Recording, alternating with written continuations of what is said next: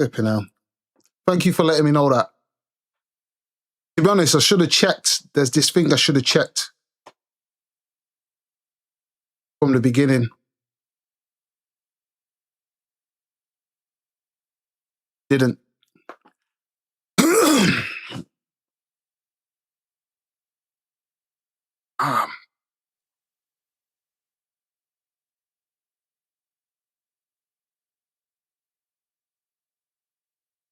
Flipping hell.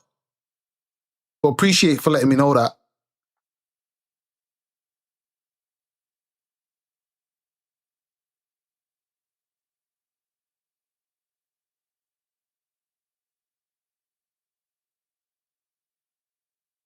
Okay, Tay on Twitch. Okay, cool.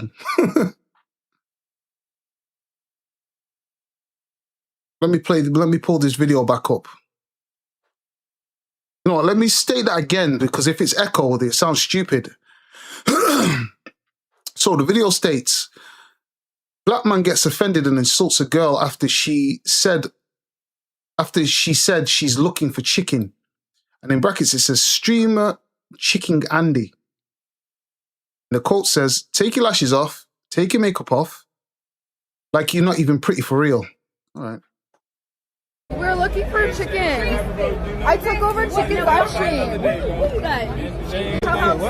Yeah, co-host. Right now, co-host. No, we took over chicken's live stream. Are you? I don't know if you're trolling, but you talking to black people talking you looking for chicken? Oh no, he's a guy that he owns his live stream. Okay. No, Keep I love walking. chicken. Keep walking. Oh, No, he's so mad. you should for real keep walking. You should keep walking. His name is Chicken. He's white with blonde hair. Okay, bitch, you should keep walking though. Oh, he just called me a bitch. I did Okay. on your live stream. What about it? Yeah, but you don't, girl, you listen. She not like you look like you looking for chicken. Bitch, what? That's weird as fuck. Guys, you don't know him? Are people watching? No, girl, but where's the host at? You done took the camera. Yeah, the host like, gone. get the fuck You left on. the host. That's not right. He You gave me left the your friend. he gave me the camera. But y'all left the host. Y'all No, left bitch, the you trying to be funny like bitch. Girl, I just got here today. What happened? I know. What was you say talking to Don't even I ain't even entertain paid. it, like, bitch, you I'm not just paid. snitch. I'm free help right now. Okay, well be Guys. free and keep walking. don't put me on, girl. Okay, so first off, for people who are not aware, right? Black people, and I can say this because I'm a black man, we're a very hypersensitive people.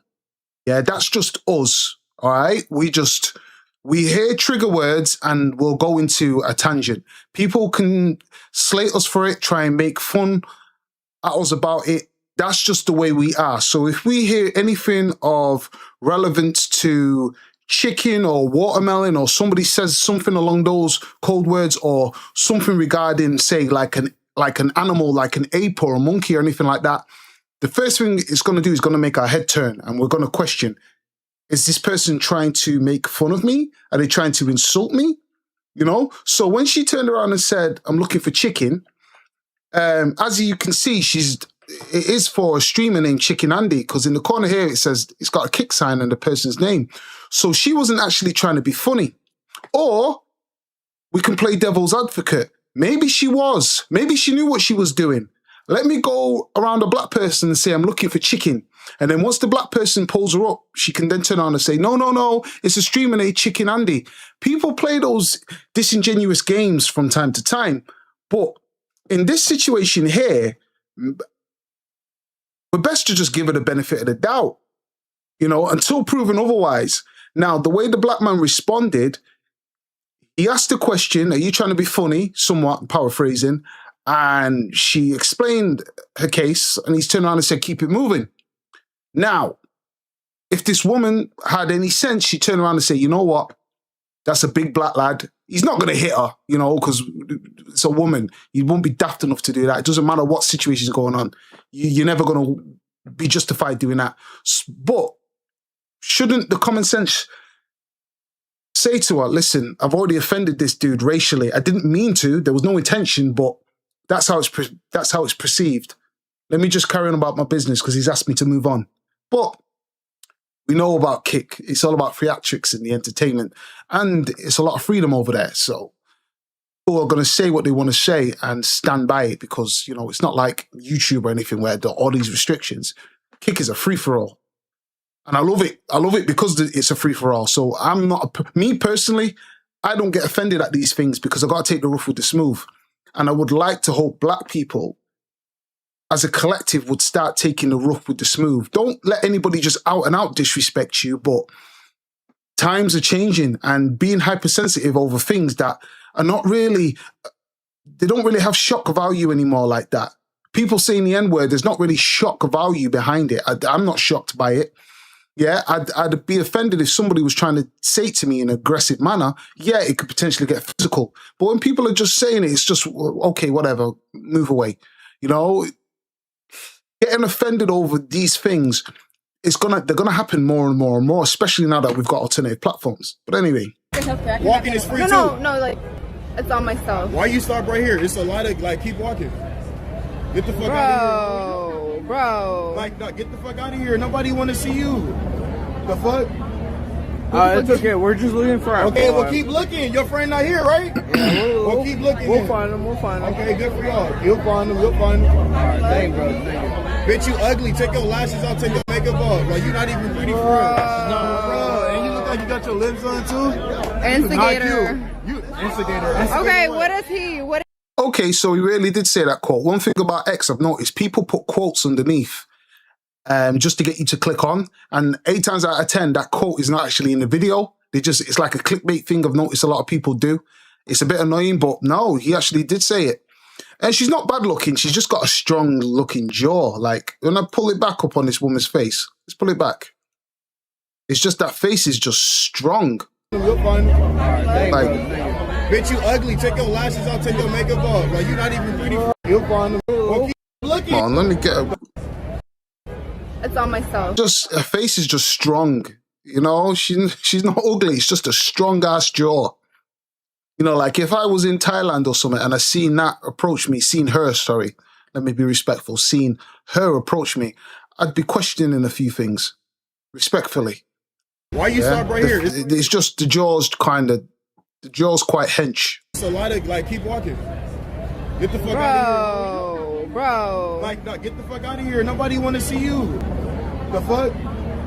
It's okay. We're just looking for our Okay, well, keep looking. Your friend not here, right? Yeah, Well, keep looking. We'll then. find him. We'll find him. Okay, good for y'all. You'll find them. You'll find them. Alright, thank you, bro. Thank you. Bitch, you ugly. Take your lashes out. Take your makeup off. Like, you not even pretty for real. No, bro. And you look like you got your lips on, too. Instigator. Not you. Instigator. Okay, what is he? What is am I? he? What is he? Handsome young black man, bitch. Oh, handsome young black. What? Say it. Yeah. No, I didn't say nothing. That's fine too. Why are you still here? Listen, don't tread on eggshells. He's not going to attack you. He can't. You look like an idiot. She should have just carried on with what she was about to say. I'm not sure what she was going to say. Yeah, she probably would have gone in and said, no, you're not attractive or whatever. But hey, she should have just carried on. You entertain. That's what it is, huh? Here, let's find you. Keep marching. Keep marching. This is America. This ain't Africa. No, from him. From his chat. Hey, and you, don't, and then if I slap the fuck out of you, I'm the wrong one, right? 'Cause I'm not gonna put my hands on her. With your little fat. And listen, let me just make it clear to people that text-to-speech stuff is dangerous because once you have it on, anybody can basically, they have it set up to where if you send in $5 or whatever, what you've texted will get said out loud. So when you've got that on, people will text things so that prompt will say something. And 8 times out of 10, what's coming out of it isn't pleasant. So somebody in the chat has watched this and said, you know what? Let me say something offensive to this black dude talking about this is America, not Africa. Stuff like that can be very dangerous. You know, this is the thing about IRLs and stuff. Anything can happen at any moment. It's a very dangerous situation to be in.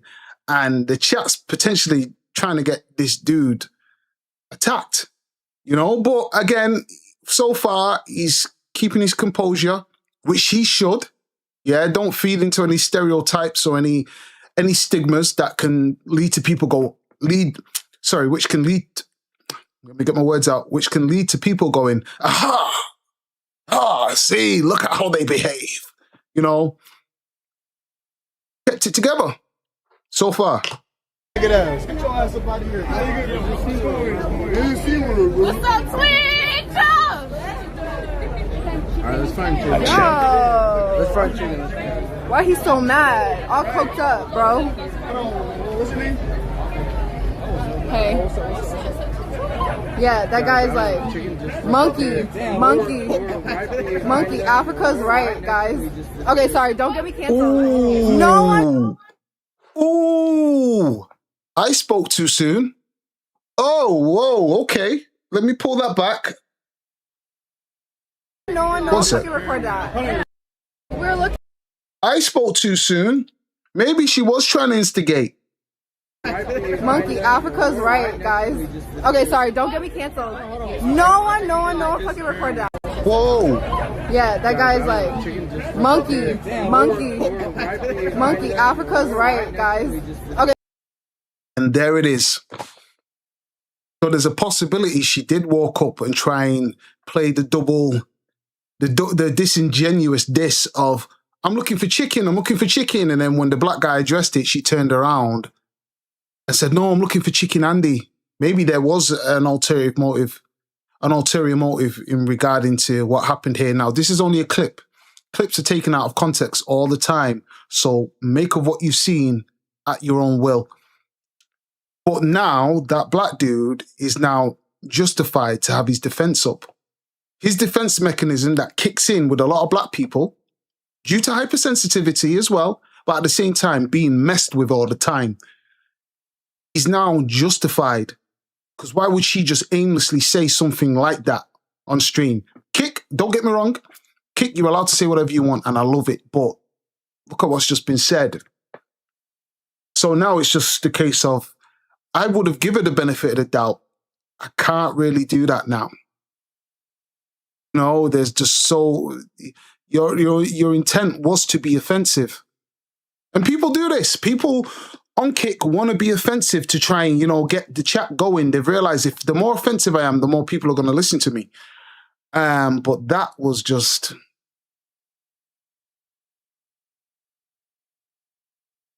Yeah. People do exist.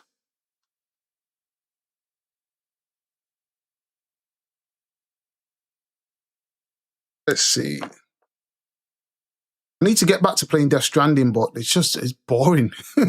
It's boring. The game is boring. I've got I tried to play one, but it's just so boring. It ain't like Metal Gear Solid. I need a Metal Gear Solid type game. Me playing flipping an Amazon delivery person. It's just boring. I've got to check all the weight I put a parcel on this calf and a parcel on the other calf, a parcel on this shoulder, a parcel on this, you know what I mean? This arm, a parcel on that arm. It's too much. And apparently the second one, they streamlined it a bit better due to all the complaints. But how can I get to the second one when I'm struggling with the first one?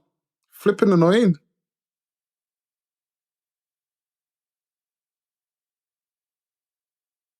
Would you sign Lewis Hall or Ali Bald, or Ailbald? Probably Lewis Hall. British, isn't he? Is he?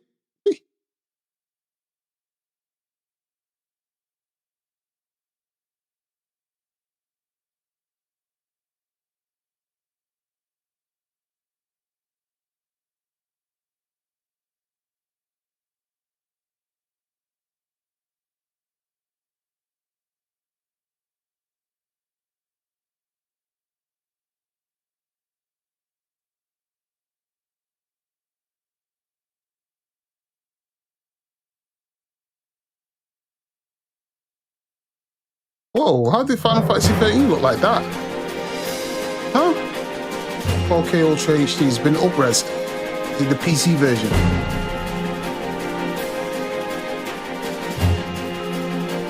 You know, we've got a game that's like, what, 15 years old now? But then again, graphics are at a standstill. Yeah, 15 years apart. Well, a lot of people say, well, look at the graphics back then. They were the same as now. There's only so much you can... There's only so much of a football you can detail. You know, when 3D games came out and they played those soccer games, it was like this blocky octagon type thing with sharp corners. Then they smoothed it out. Then they've now put stitching on the ball. Now the ball has got indentations. Now the ball has physics when you kick it, and you know, the ball curves around the foot a little bit before, you know, it gets released from the foot. But once you've designed this thing close to real life, you can't design it any further beyond real life. Like, what would you really do? This is a game that was like 15 years old, right? What more could you do to add detail to this? Like, there's nothing really much you can do.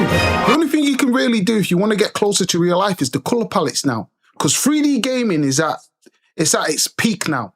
There's no more evolutionizing graphics. You know, we're at the peak. Now it's all about making frame rates better, making sure it's a smooth experience all the way through, and making the color palettes more realistic. But then again, do people really want the color palettes more realistic? Because then it doesn't look like a game, you know? Like, this doesn't look like real life. Graphics-wise, it does, but you can tell real life isn't this colorful like that. It's just not. But at the same time, I still need games looking candy-colored just so I know the difference. Yeah, it's good to have a realistic game now and then. But outside of that, do I really want anything else? No.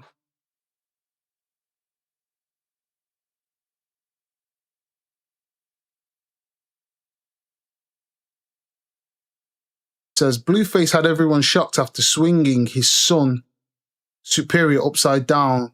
The kid started crying and said his nose was bleeding, while Blueface and Nevia, am I saying that right, appeared not to take the situation seriously, leaving everyone watched stunned. Well, you've got degenerates raising kids, so I'm not surprised, you know. Blueface is a degenerate. He's a rich degenerate. So rich degenerate people are going to do degenerate things. They just so happen to be rich and famous. So, however, what I will say is every male child needs rough housing. So I've not ever picked up my nieces and nephews upside down and swung them like that, what I just seen then. But one thing is for sure, I damn sure have picked them up and dashed them on the couch playing with them. So all kids need rough housing. Maybe this just got a bit too serious if the kid's nose started bleeding. But again, anything what gets said in these X captions usually is clickbait. Put him the fuck down, bro. Put him the fuck down. Oh my god. I don't want to hear him fucking cry. Get your kid. So I can put on a fucking shirt. Superior, keep your hands to yourself. Keep your hands to yourself. Why are you crying? Yeah, when the child's crying, it's not appropriate. You know, the first sign of letting that child go is the moment they start squealing in a way that just doesn't sound right. That is not roughhousing as far as I'm concerned. Roughhousing, you still got to be careful with the child, but you still got to give them tough love, you know? But understand the differences between the two. The child has still got to be laughing and being funny at the same time. They can make a bit of a, but you just turn around and, you know, boundaries, you know? You up the volume, yeah, and then reduce the volume. You've just got to pick and choose your moments. Bro. Your nose is not bleeding. Not bleeding, you little girl. Oh, now it is. Oh my god. Look at the tissue. Come here. Oh my god.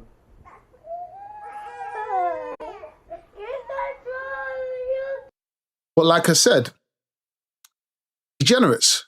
These people are degenerative and they'll always will be degenerative. The women that will date Blueface, they know full well what they're going into. But I'd like to think they know what I like to think they know full well what they're going into. You're going into a scenario where you're dating a man who has multiple children by multiple women. He doesn't care about these women. He just is, from what I can see, a father who is taking care of his responsibilities from what I can see from the outside looking in. So people can criticize him however you want and how dysfunctional the family setup is.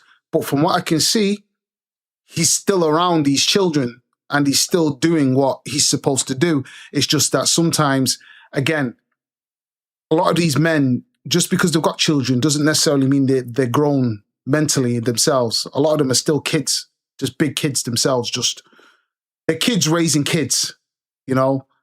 And as I've got older, there's still a kid tendency in me, which you would have thought, okay, maybe I would have grown out of certain things, but I've not. And then I start thinking to myself, well, if I've still got kid tendencies, maybe my parents have still got them somewhat, you know? But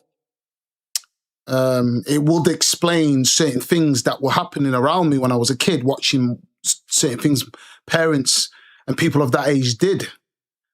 But you know, it's a part of Russ. It's a part of roughhousing what he's done with his son there. But was it excessive? That's the real question.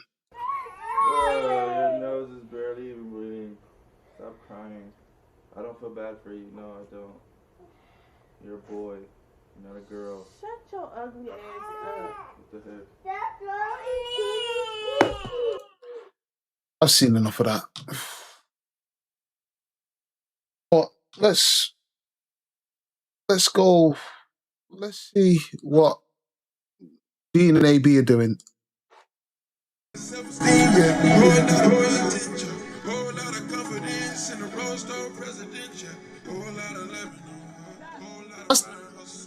That's that Vicky girl, isn't it? She's part of the staff. Somebody's definitely cracking this. Somebody. You can't just be around trying to look somewhat sexy and attractive and man are not trying to touch you up. She's part of the staff, so there's boundaries, but she's now trying to be more and more prominent amongst the group from what I've seen. Like, she's trying to be in the camera a little bit more. Little Argentinian. It's crazy, isn't it? Argentinians collectively don't like black people. They just don't. It's internationally known Argentinians don't like black people. But this one seems to spend a lot of time with black folks, you know. But then again, racism has always been based on the men. Women are not inherently racist.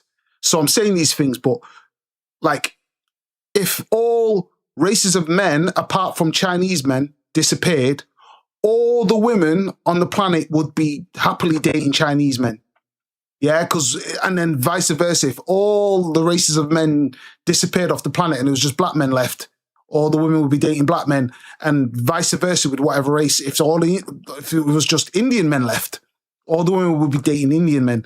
Racism is based on what a man imposes on the woman, because it's the patriarchy we live in. So women are usually conditioned by men to don't go over there, stay away from that black guy, stay away from that Indian guy. You know, stay away from that Chinese guy, stay away from that white guy. And women just follow where, you know, in a lot of cases, what the man says. But when you give a woman an opportunity to pick who she wants, she's going to date whoever, really. So I'm not really shocked that this Argentinian woman wants to be around black men so much. At the same time, maybe she's not like from Argentina like that. Maybe she's lived in the States the majority of her life, or she's from the States, but her parents are Argentinian. Could be a variable. It could be a variable of things, but hey, you know, she's trying to get chose. Oh, what's going on?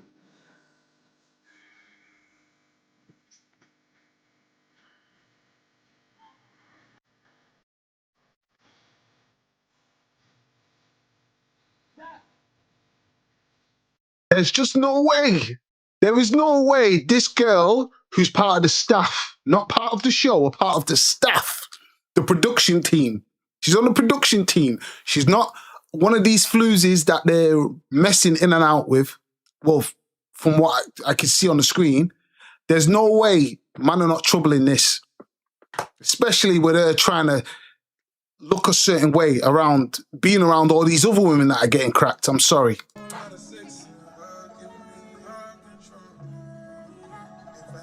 You know what? Let me just get this off. It's too much. It's too much. It's too much. Um, Twitch and YouTube, I'll probably get in trouble with them. That's the thing about Kick is Kick's cool. Kick's cool. Rumble's cool. YouTube and Twitch are like, nah. I'm not trying to get banned before we even started. we'll put that over there. Let's carry on with this evening's antics.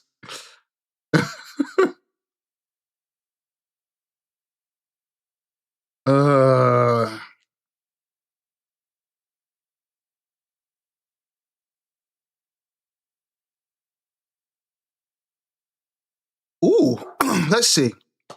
So China-based Bilibili launches global expansion to challenge YouTube as a leading video platform. The Chinese video giant is hiring internationally and expanding its reach to attract creators and viewers worldwide. Again, nothing against YouTube. I'm on the platform. I'm trying to get, at the moment, I'm not monetized because they knocked my monetization back due to, it was a few years ago, due to editing situation, apparently. And I've just never really bothered to try and fight to get my monetization back up until now, in the last recent couple of months. But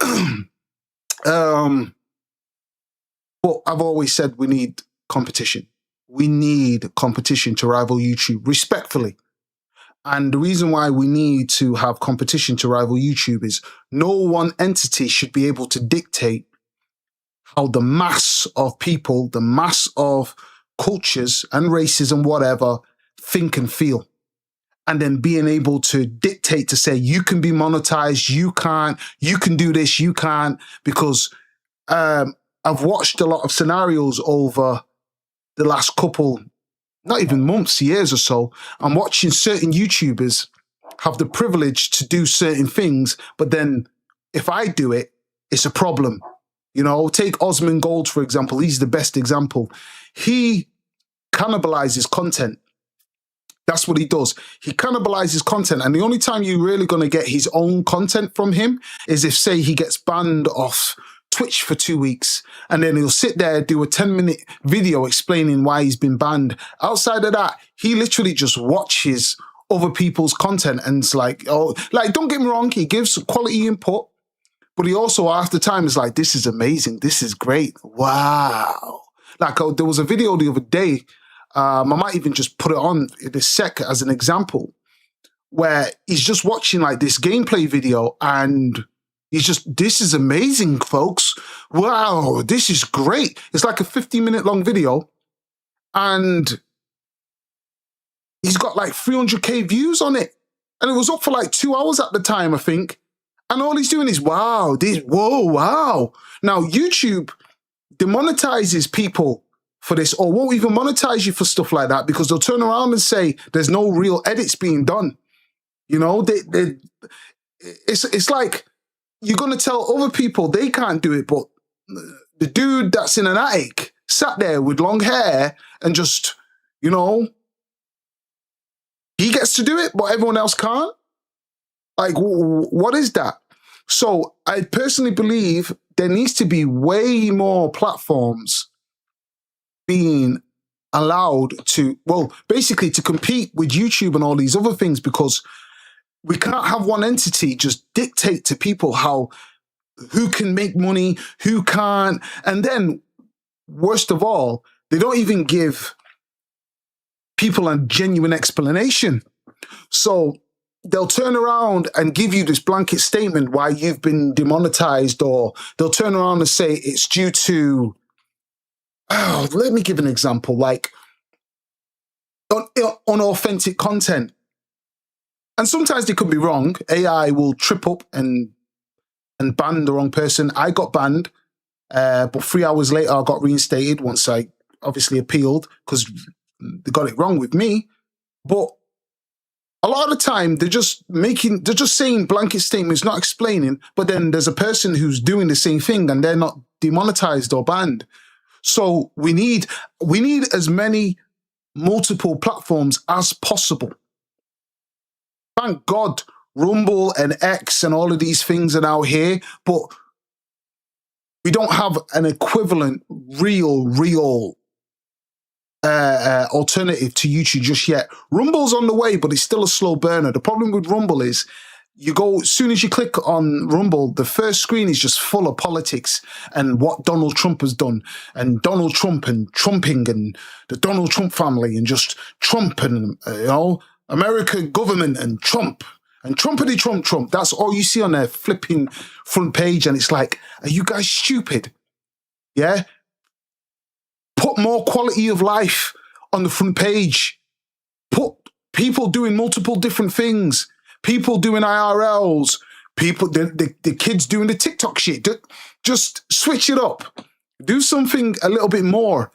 But you make it so political to where people that are non-political will go on the website and go, nah, this is not for me. It's just bare spokespeople and, Fox News and MSNBC and Donald Trump. Like, they need to fix that. I get it, you're trying to cater to an audience because that audience has gone over there and, they've basically upraised the platform for what it is. So I get it, you don't want to alienate them. But I'm not saying alienate them. Just have more things on the front page that are more versatile. That's it. But they're struggling with just that simple concept. But there's probably more involved with it than me just saying they're struggling with it. However, this Billy, don't know what it is. We all know how the westernized governments work. China is going to be using this as some form of secret infiltration to get your data. That's the usual BS our governments come out just to make sure certain things don't become popular that Chinese create. They did the same crap with TikTok. They said that rubbish just so they had an excuse to take it out of Chinese hands and put it in westernized hands. And it worked. People bought that crap. But I know when these things get said, it's not China's coming to take over or we believe they're using it as government intel. No. You're just scared that these alternative platforms are going to challenge your westernized platforms. And then you're not going to be able to dictate a narrative when you can't control the narrative because people are going elsewhere. If you're trying to suppress certain conversations in YouTube, you're not going to be able to suppress certain conversations on this Billy. Why? Because you don't control it. So because you don't control it, certain things about you that are being said in the West, you can't stop it from being exposed. So it's all about all of these suppression tactics are not necessarily because some white person said something racist or because some black person said something bigoted or anything like that, or because a Chinese person. They're not worried about people being racist. It's never been about racism.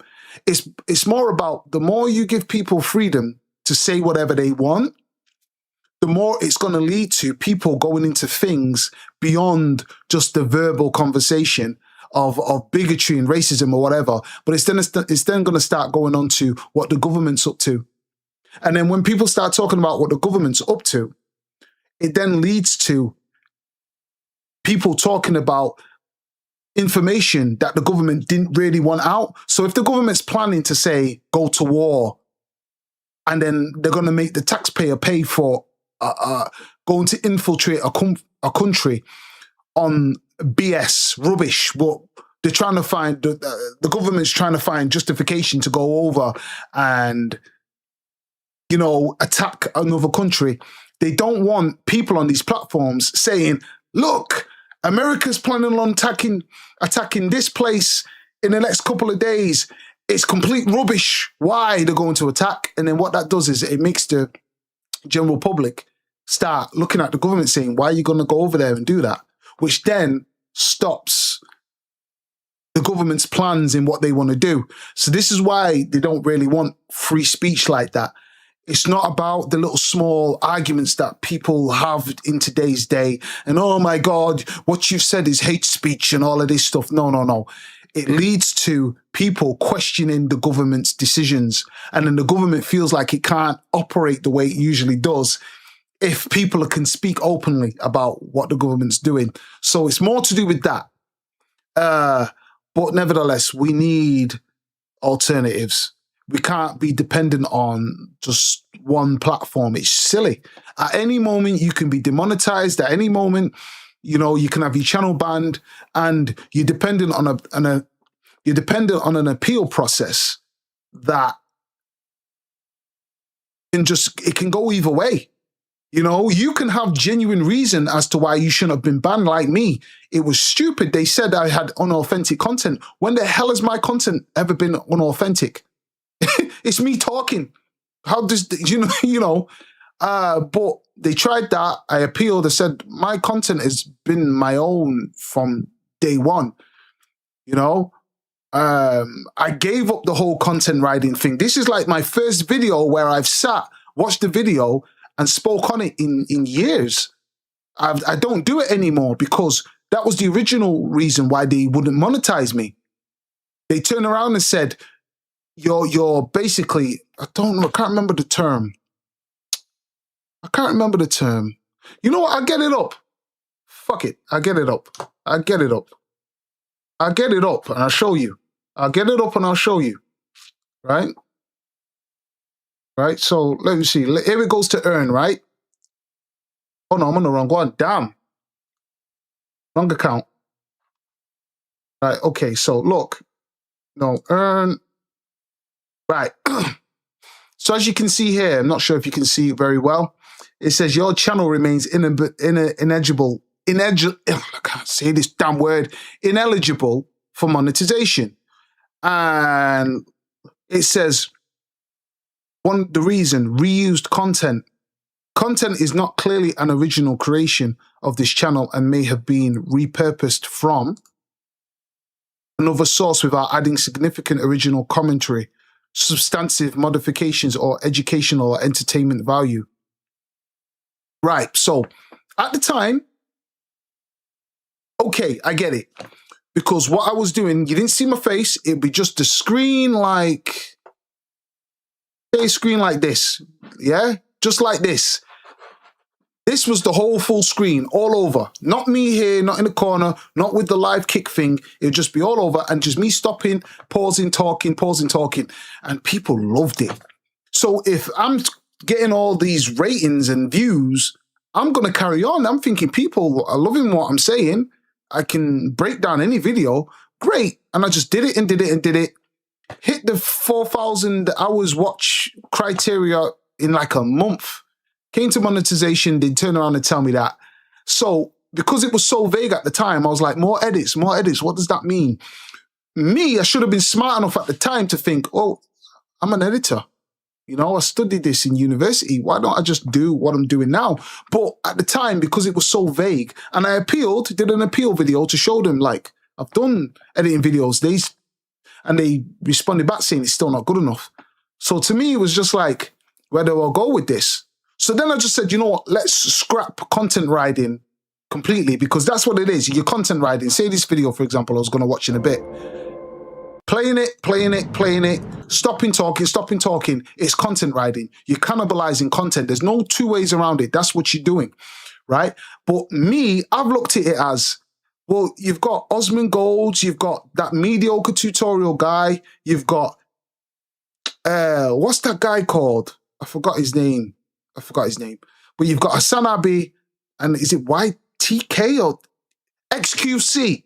XQC, you've got him. All these guys doing it.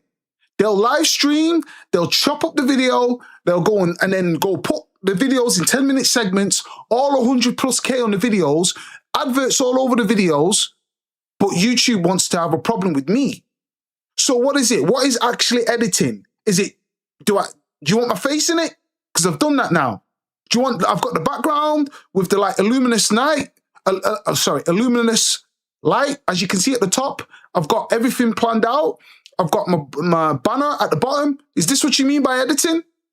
You know, but it's so vague with what they ask for.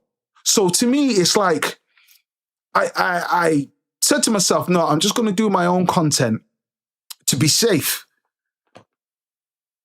But doing it this way, doing your own content constantly, you're not necessarily going to get the views you want. Yeah? If you address something or you do a video on something extremely controversial or a topic of the moment, you're going to get the views. But things are not happening every single day. You know, when you get like a really big story, there's not a big story every day unless you're in politics. You're a politics YouTuber and you're basically just regurgitating. Somebody's mentioned something in politics and you want to do a 10-minute video on just a tweet. Like I see a lot of people doing that type of spam. Outside of that, there's not really many things that are controversial going on every single day.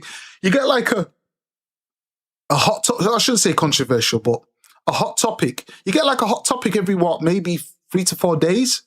And then, you know, you've got to make sure you've got the video out pretty much in the same day for it to gain traction. Kind of like the Candace Owen, Andrew Wilson thing. I was able to watch that and I was able to get 2 videos out. So I got fairly decent numbers compared to my subscriber count. I got the fair numbers, but how many more of those are you getting every day? You're not really getting them. And a lot of the people that have hot topics, they keep talking about the same topic for like 3 or 4 days.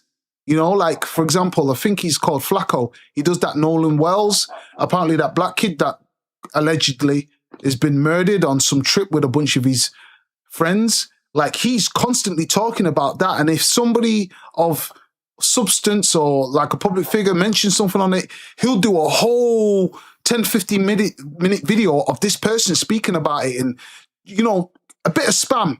And then he'll have the caption with the person's face, like he's modified it with a crime face saying, he is done, or this is over, or this is over. Like, they do that clickbait rubbish. Like, these tactics can be done, but at the same time, I was like, no, I really want to do quality content, quality over quantity. And I really tried and attempted to do the quality content. I got in touch with somebody who was a writer, taught me how to write down scripts. I did a few videos on doing these things properly. Like I did a conversation on, I believe it was Aries Spears versus DJ Vlad at the time. I did one on clavicular. I did one on, called Drewski. But those videos were taking me like, 2 weeks to make?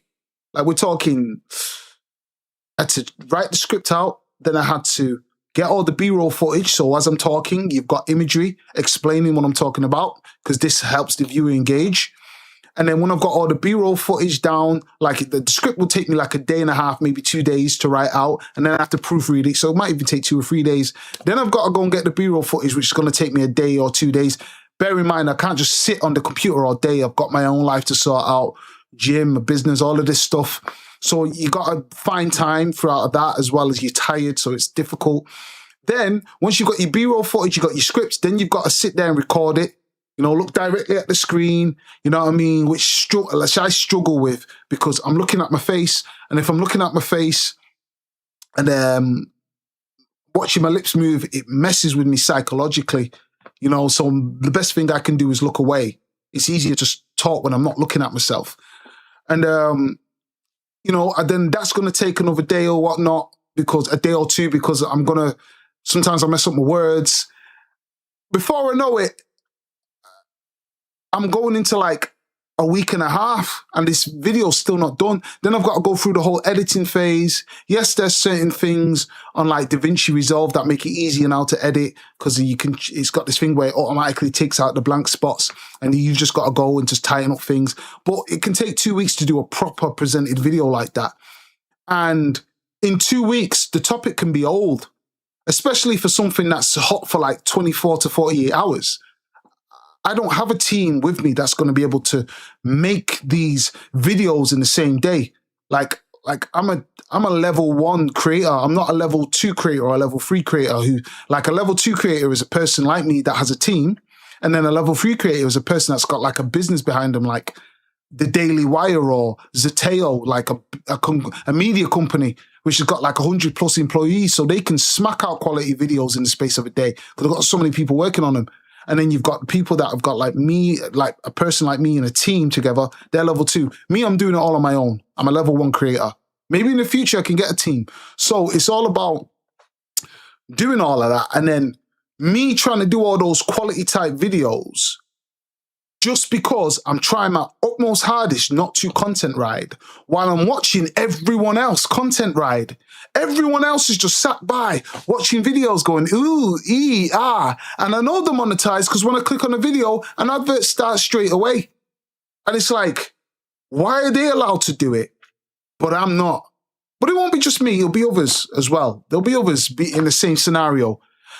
And it's now I'm trying to think to myself, okay, let me take what you're saying seriously. You want edits from me? Cool, I'll edit it.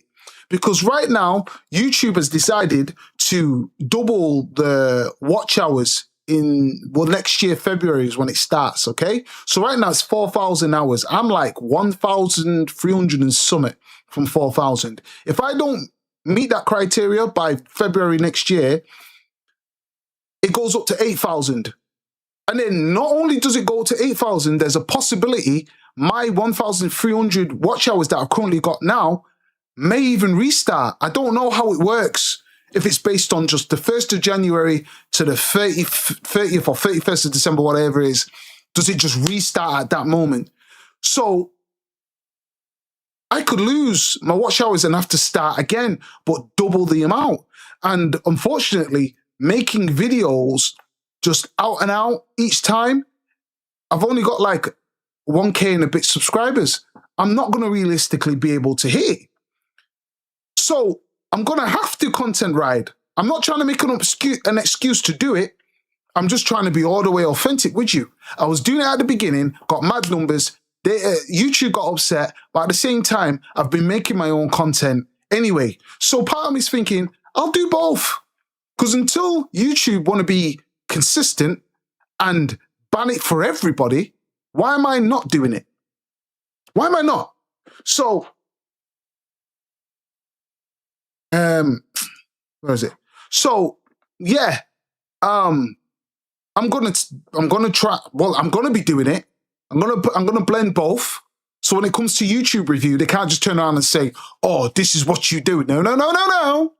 I've got my edits now, and in the meantime, we do need alternative platforms. We need as many as possible. I want to be able to be putting my stuff everywhere and have multiple forms of income. Yeah, no one entity should be able to have a product and they're the only person that's selling that product to the public. Because what usually happens is that one entity gets greedy and then starts to extort people for that product. Yeah, the price on that product usually only comes down when another platform or entity gets hold of that product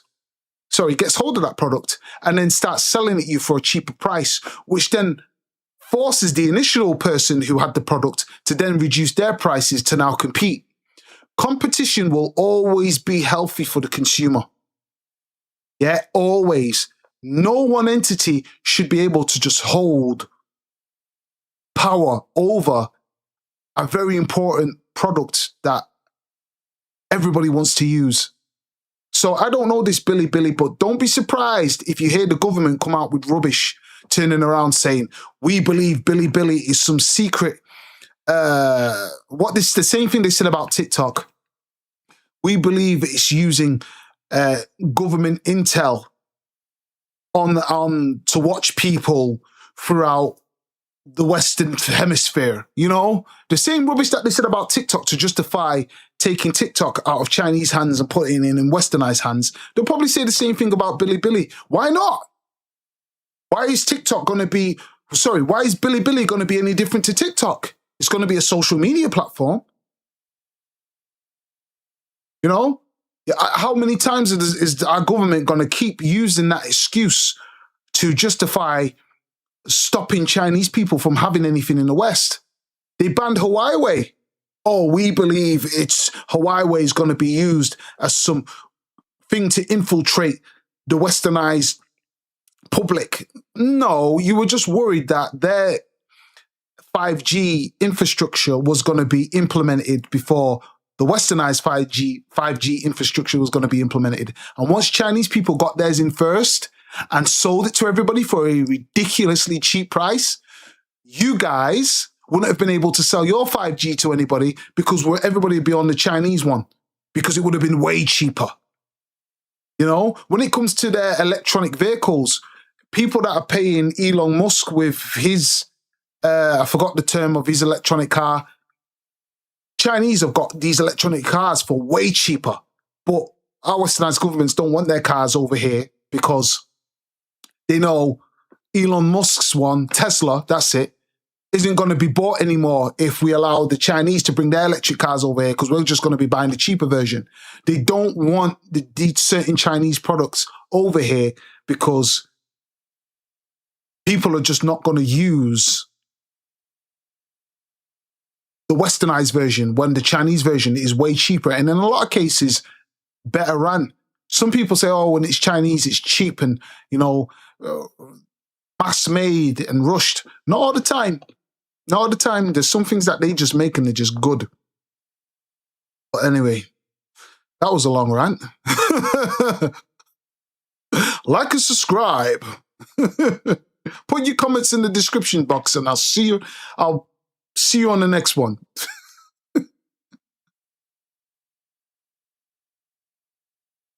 Description box. Let me just say that properly. Put your comments in the comments section. Put your comments in the comment section and I'll see you on the next one. This is the problem with doing things live. You see all the mistakes, all the things that get cut out. You see all the mistakes, all the things you say wrong and I have to re-say them, you know.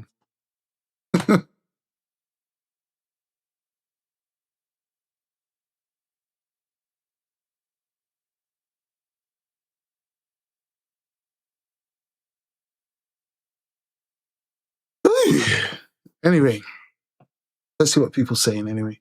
Nobody even mentions how bad the censorship is truly beyond me. Sorry, nobody even mentions how bad the censorship is. I'm assuming he meant to say it's. And this is what happens when people say sentences wrong. It throws me off. It's truly beyond me. No, it will never be a true YouTube rivalry. Yeah, true say. I should have mentioned that. Like China is like you can't start talking about the Chinese government on it. However, everything else should be free reign. But you know, like YouTube was the same way at one point. You couldn't speak about the Jewish community on YouTube. No. They'd take that right down. Demonetization, banned.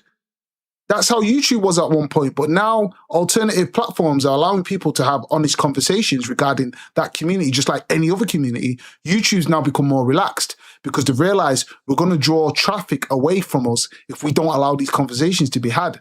Don't get me wrong. You start being disrespectful regarding comments about the Jewish community, straight demonetization.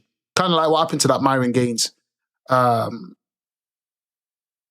He's getting mad numbers, but he doesn't earn from any of it on YouTube because they're like, okay, cool. We're going to stop banning people for saying this, but if you want to be disrespectful, say it. You're just not going to be earning money from it. And that's the consequences of being disrespectful. There's no need to be disrespectful to races of people. Black, white, Chinese, Indian, Pakistani, whatever. Don't get me wrong. I throw China jokes and black man jokes and whatever because I culturally grew up around a lot of these people. And I said that in my own personal lives. But there's no need to be derogatory with it. You want to crack a quick little China joke or a Jew joke, if you're confident with it, go ahead and do it. You know, YouTube may not tolerate that or whatever, but being derogatory is unnecessary, you know.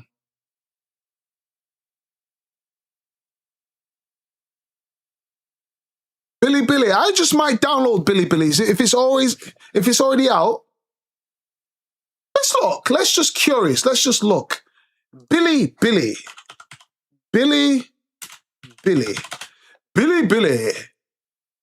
Let's just click on the thing. Let's just see. Look, I'm not going to use this. I'm talking about it, but look, it's all in Chinese. You want to appease to British people, you got to at least have some form of automatic translation. Look, it's got Mr. Beast on it. Let me play. Let me see if it sounds like Everybody take off your blindfolds. Whichever one of you leaves this mansion last keeps it. Okay, so it's in English, all right? And it's got the subtitles. So if I signed up to this, first I got to turn the translation. Now let's translate to English. Can I translate to English? No? I'm translate to English. Translate to English. English. He's not even doing it. That is. Ah, there we go. It's translated to English. So, okay, so it is possible. So I could literally have this as an additional thingy. Content space and just add my stuff in there. But I don't know. Maybe if I did it, I'd be ahead of the curve. Because if this becomes really, really popular, the last thing you want to do is jump on late. But it's what I'd be doing is I'd be just making content for a Chinese audience. And let's be real, Chinese people ain't really too keen on black people like that. They ain't. I've had like one Chinese friend and he owned the local takeaway. He's retired now. I miss him. But even him, he cracked all type of black jokes at me and I cracked all type of Chinaman jokes at him. But we were cool, you know. He's like, just stay away from my daughter. Stay away from my daughter. Yo, I miss him. But I wouldn't be popular on this show because, you know, like Chinese people, they love white people more. If there's any other race that they love outside of themselves is white people. Yeah, the Japan. Well, then again, is that the Chinese? I think that's more Japanese. Them Japanese women love them some white man, you know, and there's nothing wrong with that. It's cool. They don't bother me. I ain't trying to check for Japanese women like that. It don't bother me. But just saying, like an audience of Chinese or East Asian people, I should say, who've never really been keen on black people to begin with. What would my content do for them? Unless somebody's curious. Ooh, blacker man talker. Let's see what blacker man say. You know, see, there's my bigotry. There's my playful bigotry. You know, I like to make jokes on the odd occasion. I'm trying to clean it up though, you know, because I'm not an authentic comedian. I'm not an out-and-out comedian. I'm just a person who normally bit bipolar, you know. I've got 2 different channels. This one's should be quite calm in a lot of situations. The other one, 50 Shades of Grey, is where I'm sporadic, just commenting. Recently, it's flipped a bit. I'm a bit sporadic on this channel and then calm on that one. But, you know, anyway, subscribe to 50 Shades of Grey. Yeah. And this channel as well. But anyway, Billy. Yeah, it's one of those. YouTube is around for decades, so I doubt the Chinese version will be taken serious. But the thing about YouTube is it's becoming more and more creators. Now that AI is here and it's made it easier to create content, you're getting more and more creators, meaning the funds are being spread out more and more. And as much as normal creators who have been on the platform for years are upset with that, it's not just the creators that are upset with that. It'll be YouTube themselves because what they're earning, they're going to have to give out more. So they're getting more and more strict due to AI. But again, my view is you need to be on everything that you can possibly be on.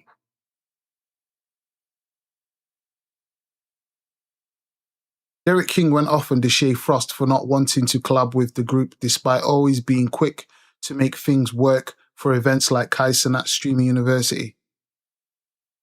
This is why Copaholics didn't work. Also, these group of guys split up. You want to go? They're going to cover your travel, hotel, and all the little bullshit. I get paid? Nah, nigga, you streaming it. Hell no. Nigga, did you get paid for aid and shit? No, but it was just I was just there because I had an extra day. That's why. So you don't want to go because you're not getting paid. Yeah, nigga, everybody gonna go. In LA? Nigga, why would it be in LA? This is chat. Y'all hear this firsthand of why this shit don't work. What are you saying?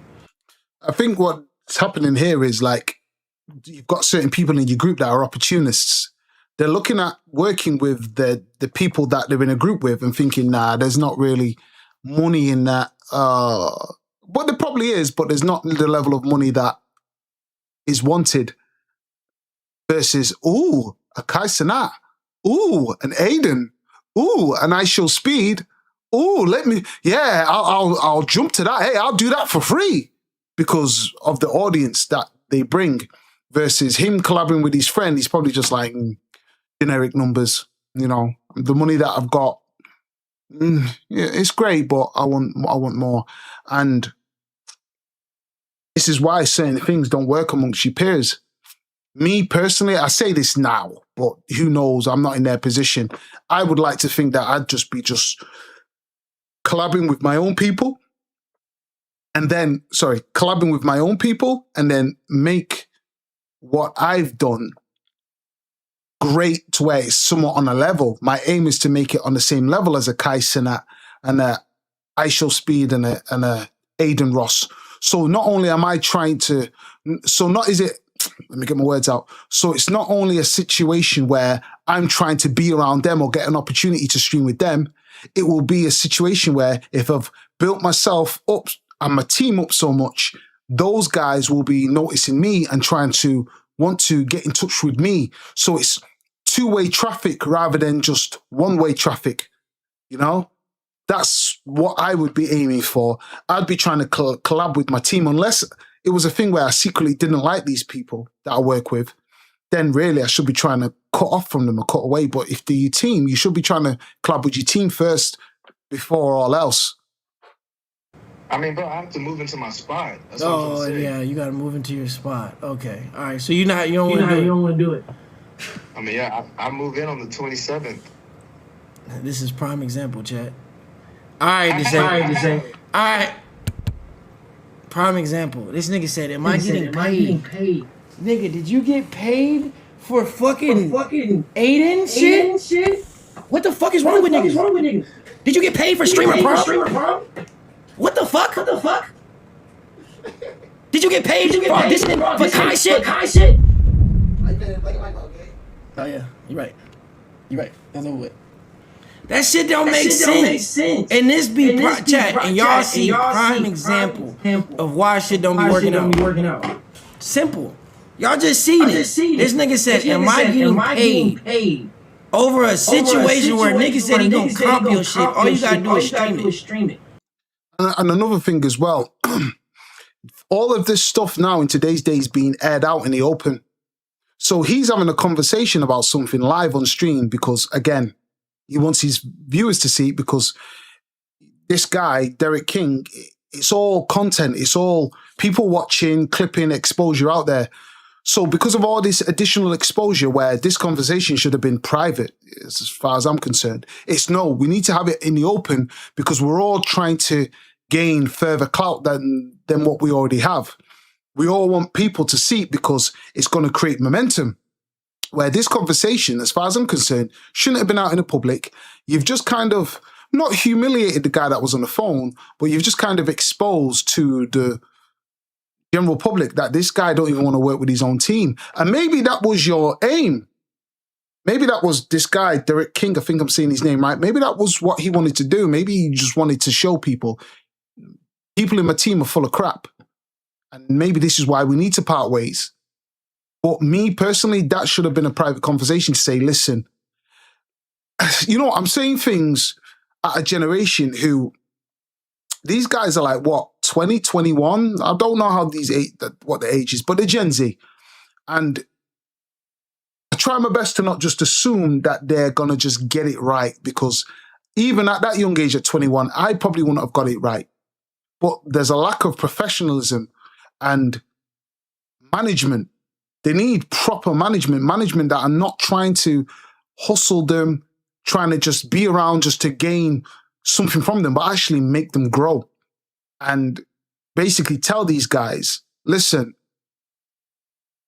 we need to sort this out. If we're going to be a team, we need to do it properly. We can't just be having a team, but we're all doing our own individual thing. You know, like this Capaholics thing, I believe DDG is the face of it. And if he's the face of it, then what are you guys? You know, and then what that can potentially lead to is jealousy. People be like, oh, well, this guy's in the team and nobody even knows me.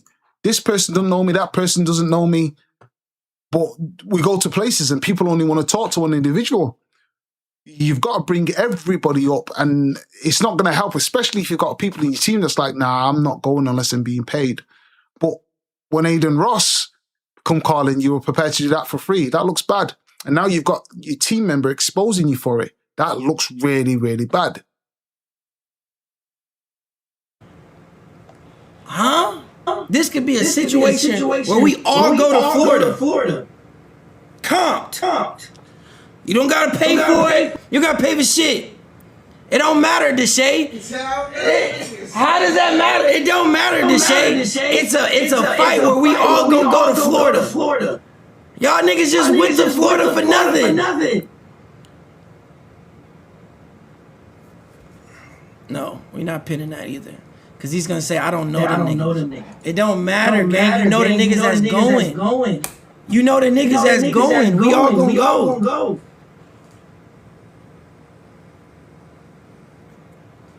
And that's why I wanted to do this shit on stream. So y'all can see.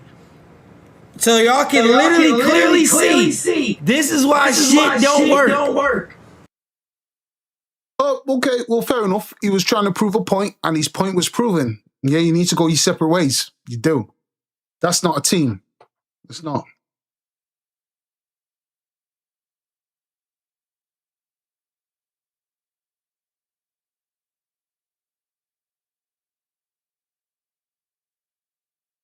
But Dean turned into security, HR, and the legal team in 5 seconds flat. Bro caught her at the gate before the boat even moved.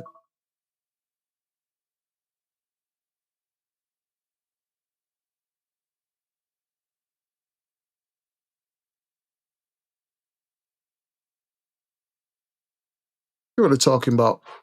Look, are we docking up or something? Why are y'all pushing my girl? Hey, there's a girl on there that we can't be on there with though. That's trying to sue. She trying to sue AV. Oh shit. Who? Which one? Which one? The blonde, the black and blonde hair. The black with skinny. I remember that girl. I remember I did a segment on her. If it's the tall girl. Hey, you can't have fun today. No. You trying to sue one of the partners. One right there. The one that looks like lemur. We have to. What is it? The one that looks like a lemur. I can see it now. I can see it.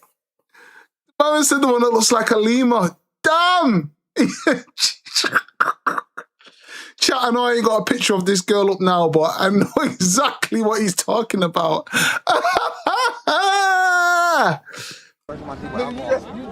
No, dead ass. Yo, let's go. Eric, She already knew.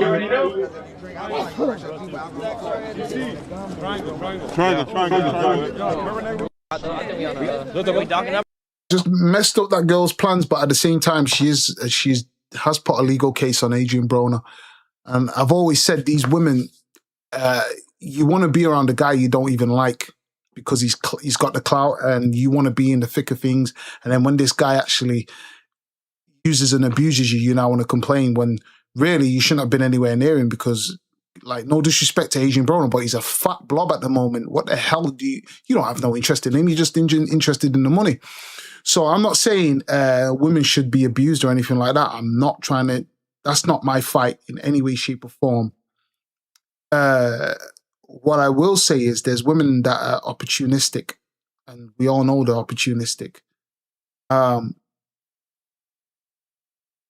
So what those women try to do is exploit these men legally through potentially gaining money off them or potentially getting pregnant by them and then putting them on child support. These are legal exploitations. They don't like these guys, but they're trying to get something out of them. And vice versa, these men are trying to legally exploit these women. Some guys are doing it illegally, which is unfortunate and disgusting, but there's some men out there that just want to illegally exploit these women. You want to be on this yacht? You want to be around the cameras and all the you know, fanfare and confetti? Okay, cool, but you need to come sleep with me.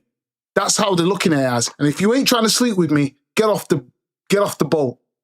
And they're giving women ultimatums like that, which people can be perceived of. That's wrong, that's out of line. But technically, they're not forcing themselves on these women. It's why they're looking at it as, why are you going to take up a slot here on this boat when I can get a girl on here that's going to sleep with me? What, you just want to be here for the theatrics? Get the hell off the boat.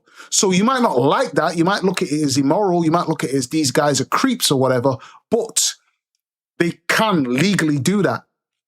You don't have to be there if you ain't trying to appease the demands of these guys.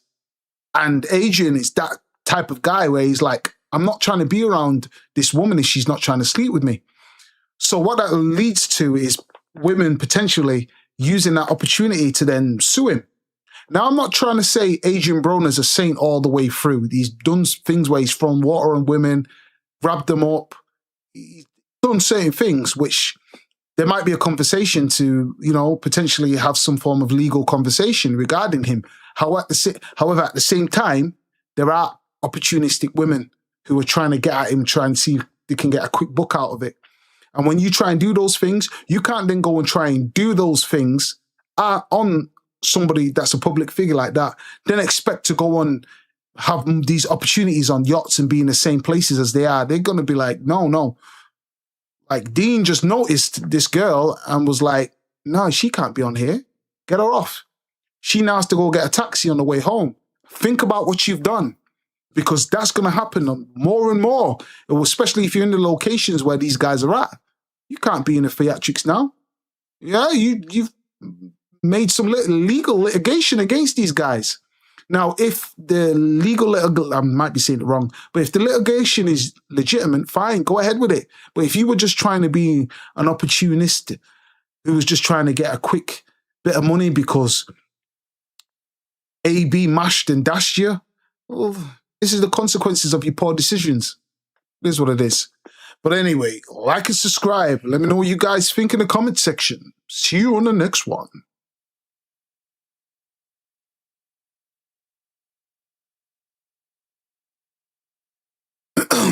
It says, hopefully we get another Friday going. Chris Tucker recently surprised the crowd at his show in Stockbridge, Georgia, by bringing out Mike Epps, and Chris Tucker told the crowd, y'all are seeing history tonight, Smokey and Day Day. We love you, Smokey, man. You inspired me to do comedy, brother. When I seen you on... Whoa, that's a bit loud. Where the hell's my remote?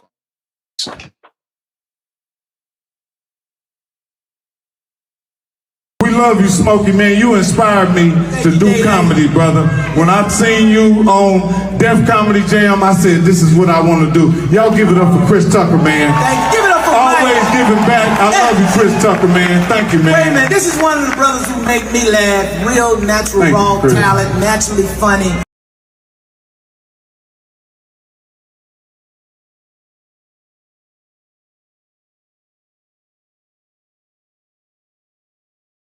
And he just came down here. I said, Mike, and Mike get paid real big money to do it, stuff like this. He came down here for free.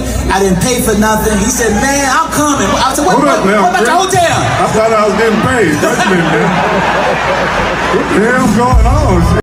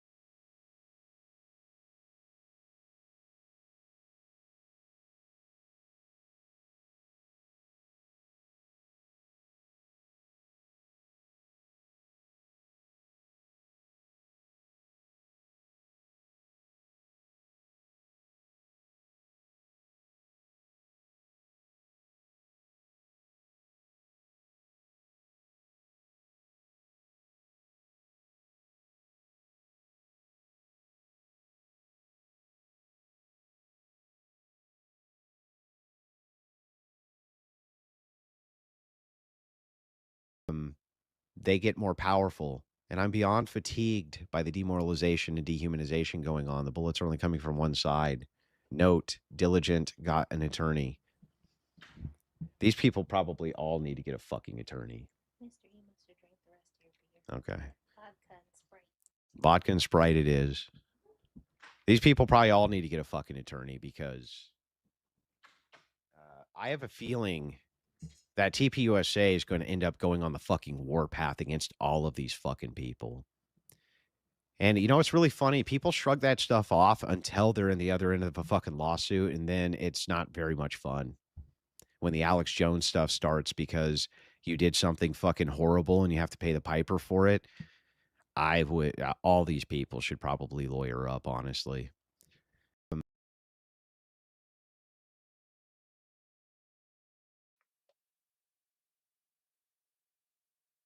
Muted for how long? Oh, that one off. I've been loyal. Keep putting on while I said all that. It wasn't anything of.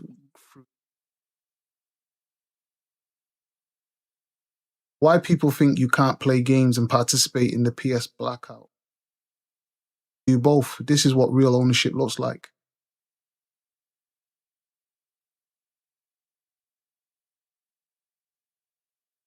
Still not going to bring physical media back anyway.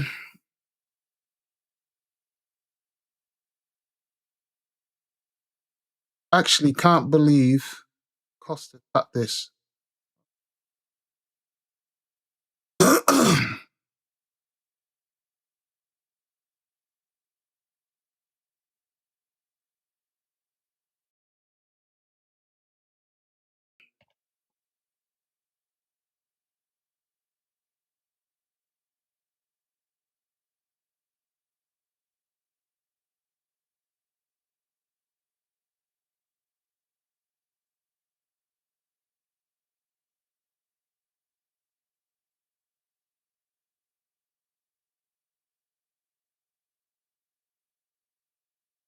You know what they're gonna do with these robots? They're gonna these robots. They're gonna send them out to war soon. Yeah, they're not gonna use humans for war. They're gonna send these out. It's just gonna be a bunch of Terminators just getting about grassland, firing at soldiers and stuff. That's what's gonna happen. When China, if China ever goes to war, there's gonna be a huge influx of these robots with just machine guns, and they'll be able to just detect anything that's flying in the air, any drones, they just lock onto it, pop up, take it out. They're not going to deal with the whole human response and lack of reaction time and whatever. They're just going to be assertive. They're going to be able to assess any type of movement and just lock onto it and shoot. Like, why? Them China people there, strong.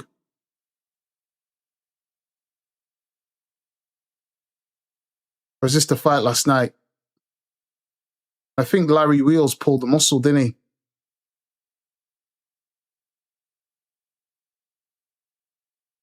he? Spun him round.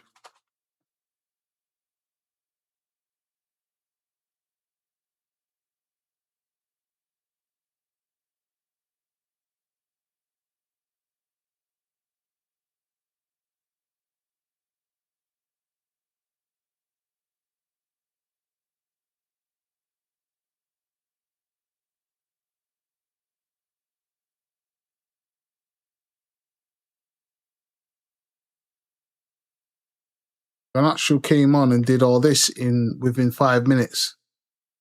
I ain't ready for him this season. He left alone.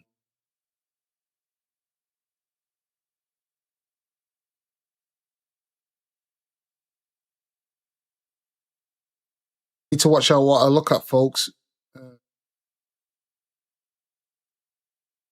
Sylvester Stallone is 80 years old, yet look at how he's performing in action movies.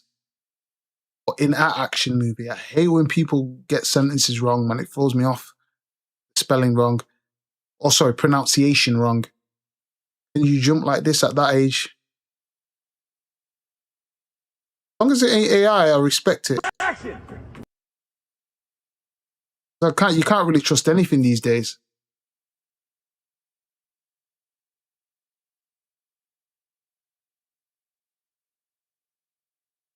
What's this, like Expendables 5 or something?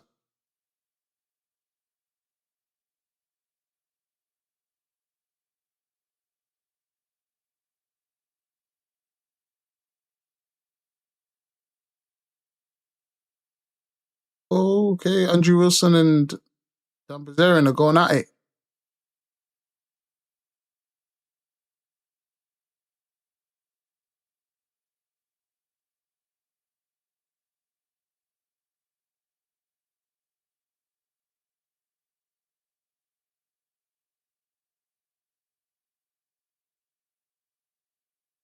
Okay, let's learn something on bullets.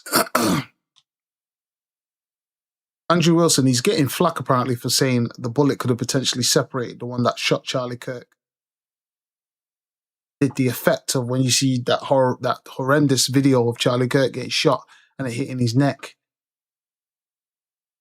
Certain comments are being said in that title, so I'm not reading it. He's writing, can a bullet fall apart in flight? I think this is some ChatGPT or something. It says, yes, a bullet can fall apart, disintegrate or break up in flight, but it is uncommon with properly matched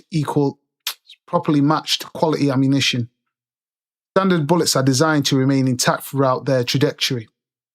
They withstand a higher acceleration in the barrel, the intense spin from rifling, often hundreds of thousands of RPM, aerodynamic forces, and drag without coming apart. When mid-air breakup does occur, it is nearly always due to the bullet's structural limits being exceeded. Now, I know absolutely nothing about bullets. I know nothing. I live in a country where guns are illegal here, so apparently that was in response to Dan Bilzerian saying, bullets literally never just break apart in midair, you effing, as you can see what it says. Trying to clean up my language, folks, I really am.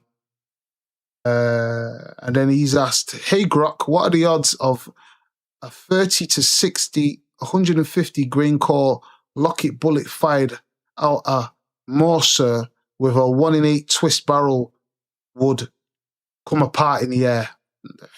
Technicalities in gun logic, but Dan Bilzerian is a gunman. He loves going to the shooting range and whatnot. Andrew Wilson has put, Grok, what does Dan's actual claim, and does it seem he is moving the goalpost here? Similar to what you always do, Mr. Wilson. Pot calling the kettle black. So it says, Dan's actual claim, bullets literally never just break apart in midair. He later asked specifically about a 150, a 150 GR core Lockheed 30-06 from a 110 Morser, and in brackets it says near zero odds. That narrows the absolute never to one robust hunting load designed to stay intact. Yes, it looks like moving the goalposts. Is this common when somebody is losing an argument? Yes, shifting from a broad absolute claim to a narrow specific case that favors the original position is a frequent tactic. One of the general assertion faces pushback. It preserves the appearance of consistency without narrowing the scope. Okay.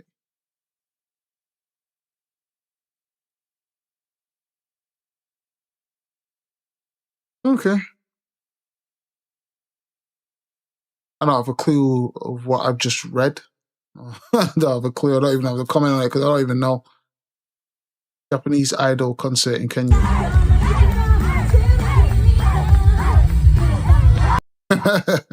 Hey, just folks having fun.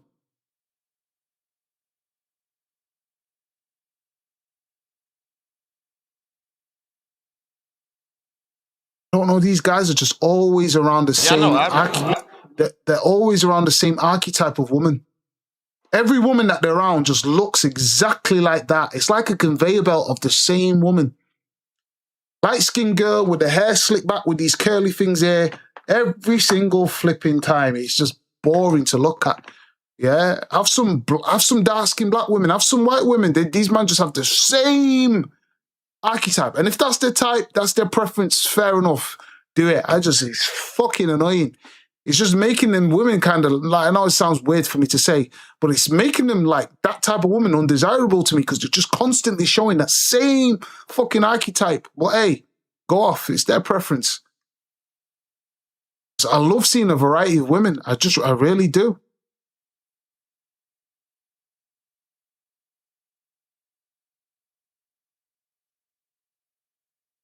X is dodgy.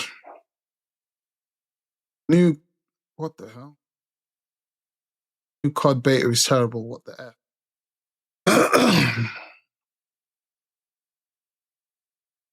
Beta. Oh, it's a work in progress. What do you expect?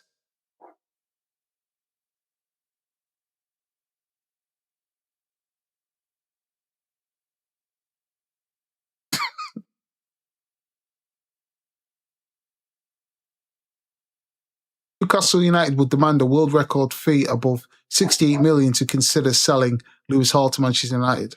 Hall is United's preferred left-back target, although Newcastle have no desire to let him leave.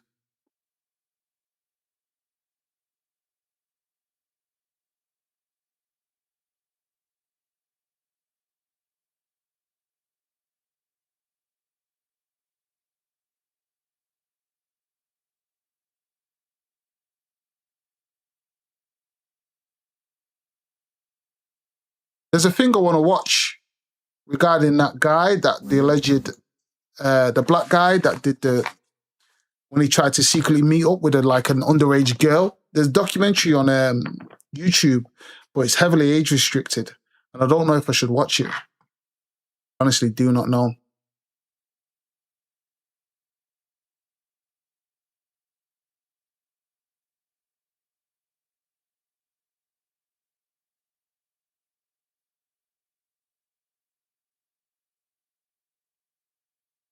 I do not know.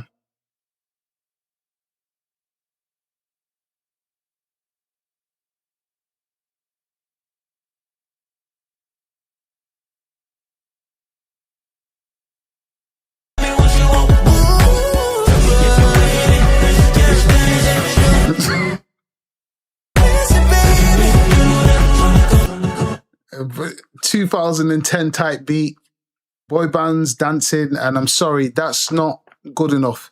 If you're gonna dance, you need to have the standard of, I wouldn't even say B2K, I'd say the Korean guys, all that K-pop stuff, this is sloppy. Because B2K set the standard, they were body popping and spinning and making sure everything was tight, not this loose. It's not good enough. Deep down, yous are not real dancers.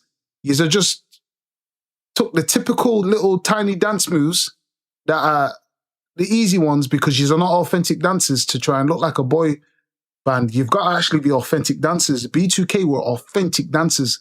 It's like they were dancers first before they were singers. And then you've got K-pop that's took it. When you think you guys can revitalize that era, 4 black dudes dancing, and he's not even doing it to the standard of what was perceived then. No. Like, I'll show you the standard. Let me show you the standard. Let me show you the standard.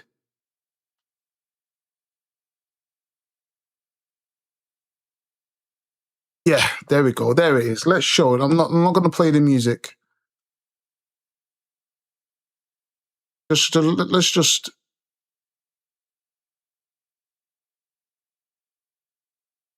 Let me just show you the standard quickly. Hurry up.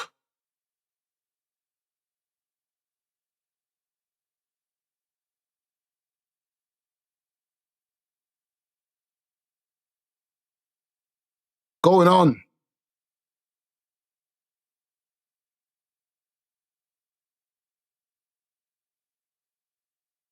Okay.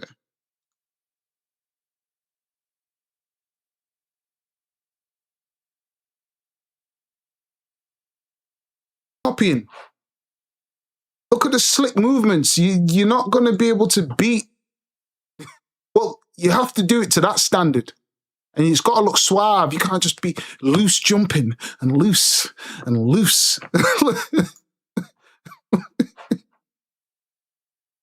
It's not. Maybe Gen Z will accept it, but I'm just saying the standard is pretty low.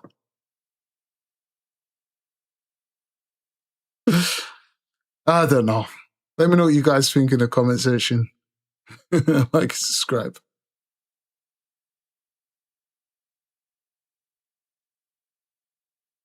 I need to leave this guy alone. How many times does this guy get swatted?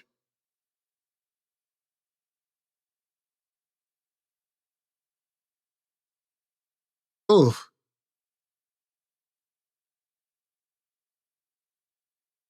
That keloid. Damn.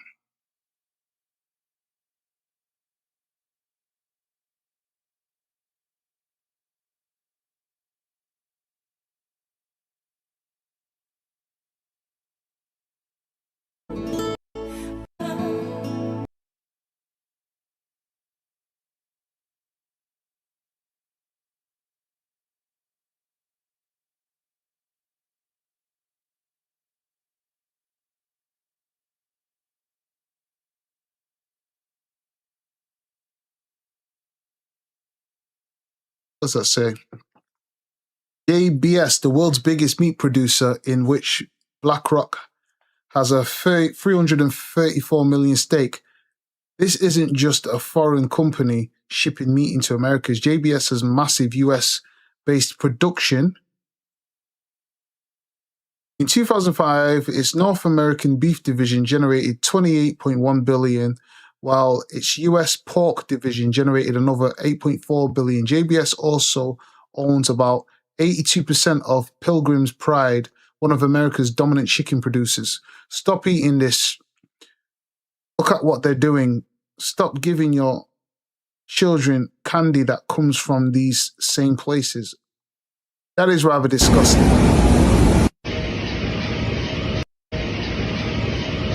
However, one thing you've got to be skeptical in regards, one reason why you've got to be skeptical in regards to whatever you show on X, people will just put something up just to farm views for finances. Like this video might not have anything to do with the companies or organizations named. I'm not trying to defend it and say it's not. It could be legit what he's saying, but always take what you see on these websites as a pinch of salt, because people will just say anything just to get clicks on it, and then people will believe it. You know, that, however, is vile. But at the same time, we're the same people that will go to McDonald's and KFC, and the people that are handling up your foods are picking the nose and coughing and sneezing on food, and people are eating that because you didn't see it being made. All you see is your food being handed to you in a bag. So you don't really care that there's all types of a dirty kitchen in the background that they've not cleaned properly because inspection hasn't come around. These people only really clean when inspection comes around. You know, you've got food with basically nearly spit and snot on it. Things not cleaned properly, and people eat from these places, no problem. You know, if people can't see this, they don't care. So really, you know, I wouldn't be surprised if all of these meat places are like this. Key thing that what you should be doing is, if you're buying meats from a butcher's, I understand you can try and do your research to see where they've got it sourced, but regardless, wherever you buy your meats, when you get it home, you should be cleaning the crap out of that. Yeah, I don't eat pork, so I ain't touching that. But when it comes to my chicken, I'm cleaning the hell out of it. It takes me ages to clean chicken. Even my folks are like, why are you taking so long cleaning this? And it's like, because I'm really trying to get all the gunk and all the blood that's in the veins out. I'll wash it, and then after I've rinsed all the gunk out of it with water, I'll wash it again, but this time with Himalayan salt and lemon. And then I'm washing it again, and then I'll freeze it, you know, for like whenever I want to eat it. And then when I take it out, defrost it, wash it again, then I'll season it. Like, I don't trust nothing these days. But again, this picture and what he stated here may not even be the same thing, but you never really know. Let me know what you guys think in the comment section. Subscribe.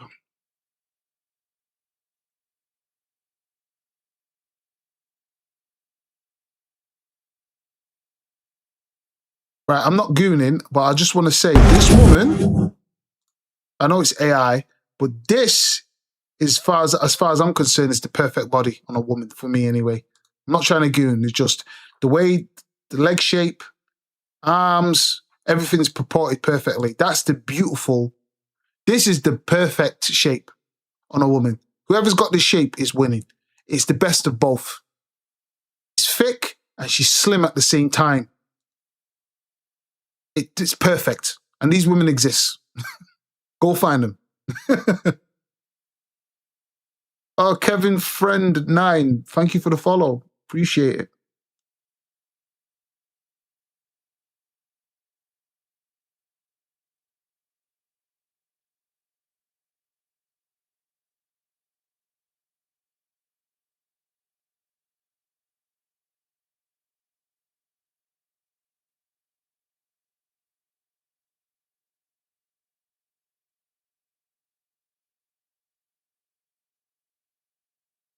Aiden Ross kicked Cozzy out of his event after Cozzy spent the entire night being disrespectful towards him.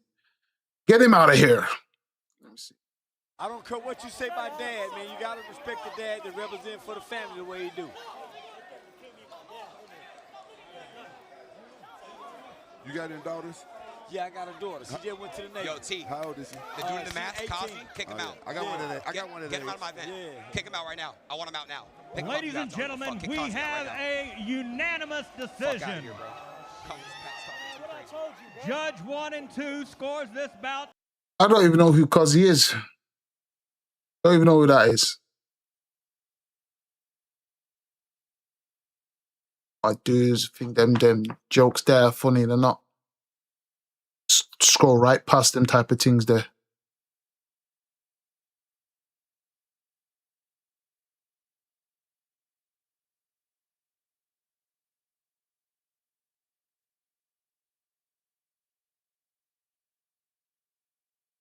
Austin McBroom just knocked out Temper in round 1. See, there it is again. This could be a good fight.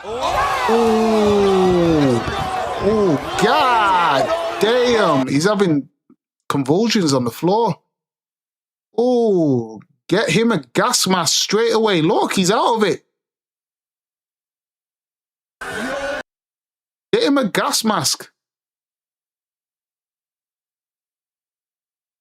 Get him some oxygen. What the hell?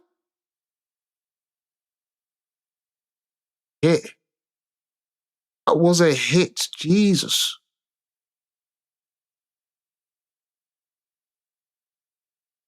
That was a hit. Lord God. God damn. And listen, it's not violence because it's in a boxing match. It's in a licensed boxing match. So, people that run these platforms, leave me alone. I'm not even playing it with any sound. Oh! Oh!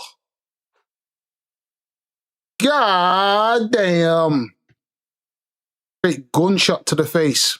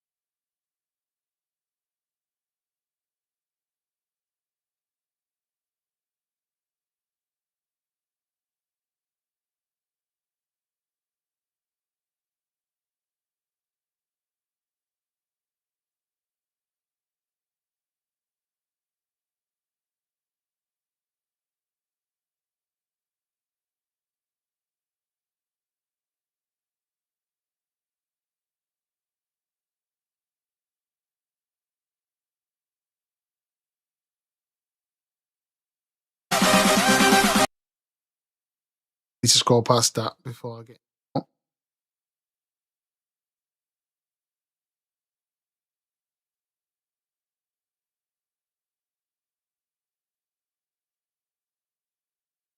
I might just watch X-Men tonight. As soon as I come off stream, I might just watch the original one. I'm in the mood to do the X-Men series again. All the way from the original ones to like First Class, all the way up to the Phoenix movies. I might just go watch them all again. See, the thing about X, you got violence on it, you got people trying to show their ass and whatnot. It's dodgy. You got to be careful.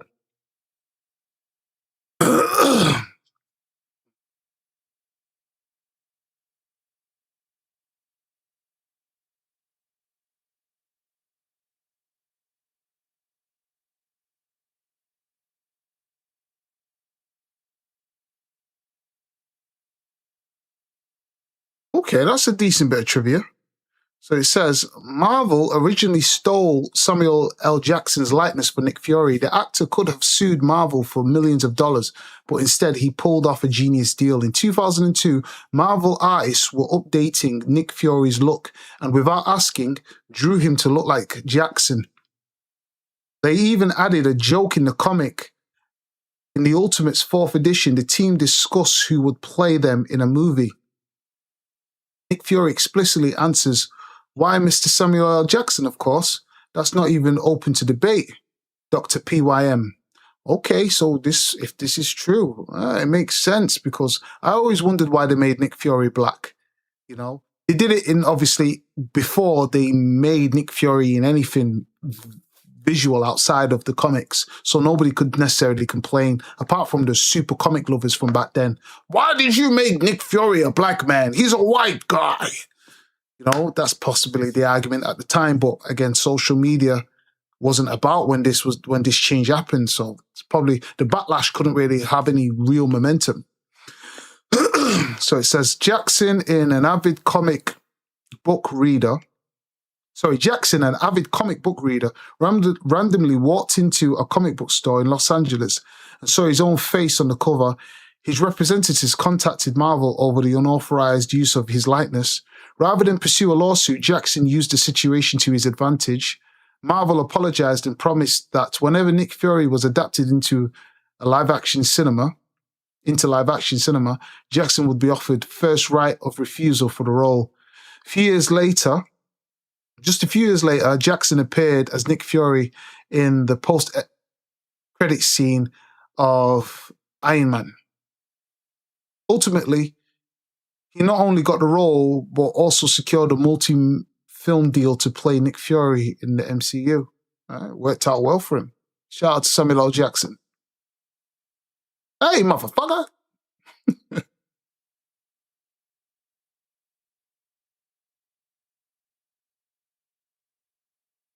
Love that song, man.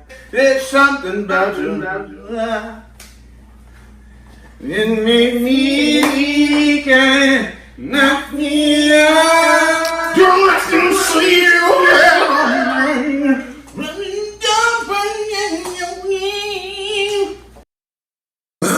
Okay, so the people are trying to obviously caricature how the verses went.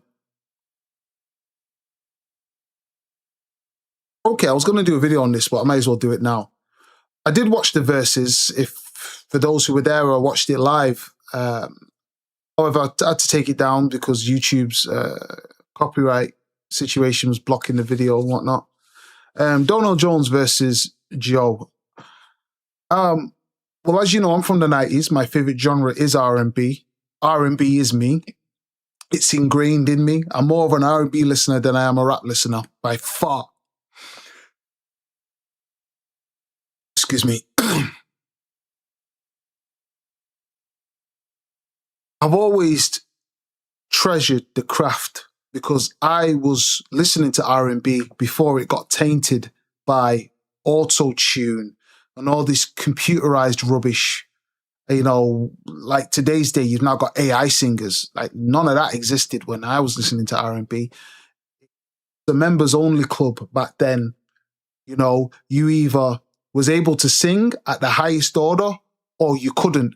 And if you couldn't sing at the standard of what was needed, you weren't getting shown or nobody knew who you were because back then social media didn't exist. And the only way these artists were ever going to be exposed is if they were shown on the television. Now, to be exposed on the television, you had to go through basically an audition in front of what I call gatekeepers. And the gatekeepers would dictate whether you're going to be allowed to be a star or not. So if you couldn't sing, the gatekeepers wouldn't basically sign you or whatever, and you wouldn't be shown on the television. So all the greats, when you think about the greats of R&B, let's go through some of the males. Tank Tyrese, Donell Jones, Joe, Avant, Music Soul Child, Carl Thomas,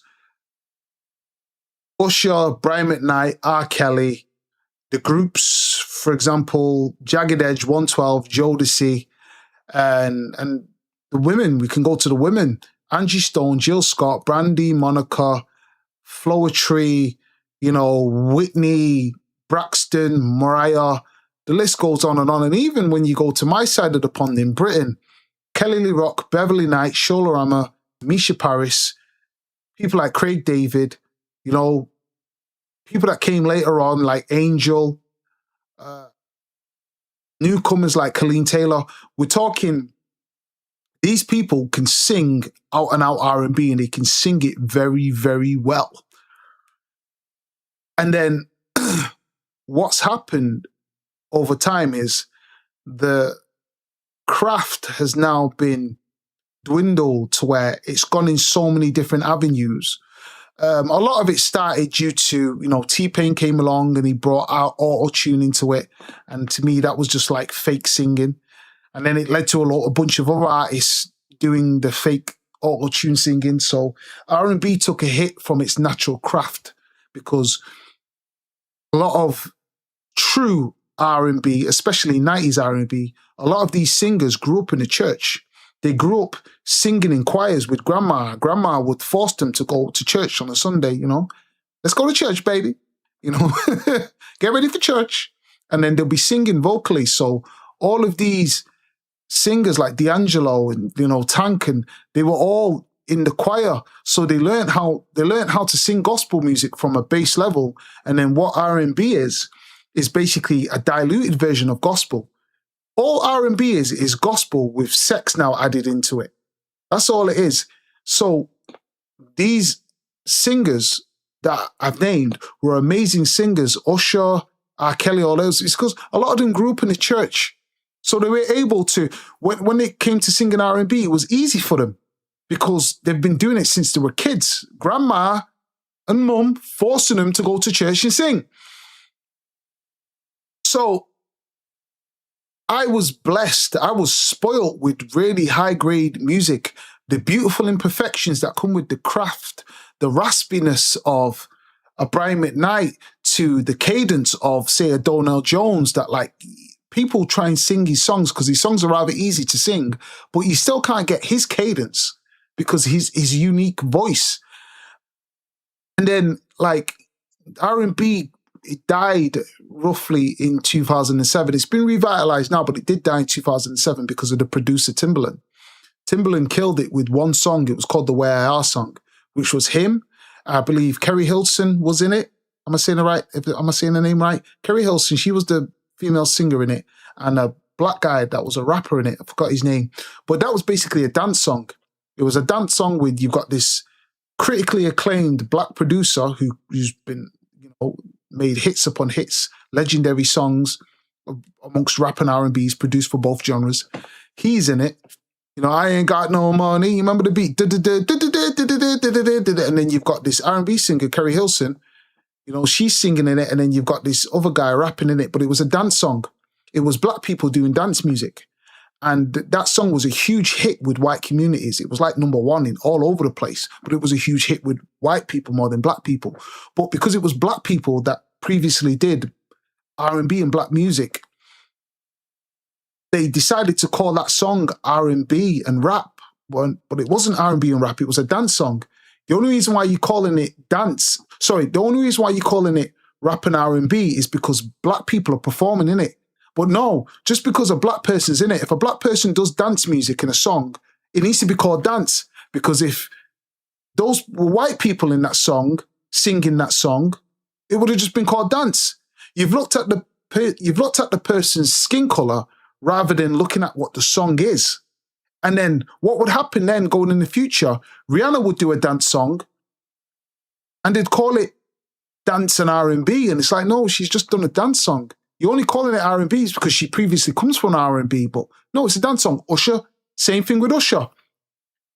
Usher created a song like, oh my gosh, dun dun dun dun dun dun dun dun. That was like his first ever dance song. But they were calling it dance and R&B. And it's like, it's not R&B, it's just a dance song. And then they started, that's when I realized they started dictating your genre based on your skin color rather than what the music is, you know? And then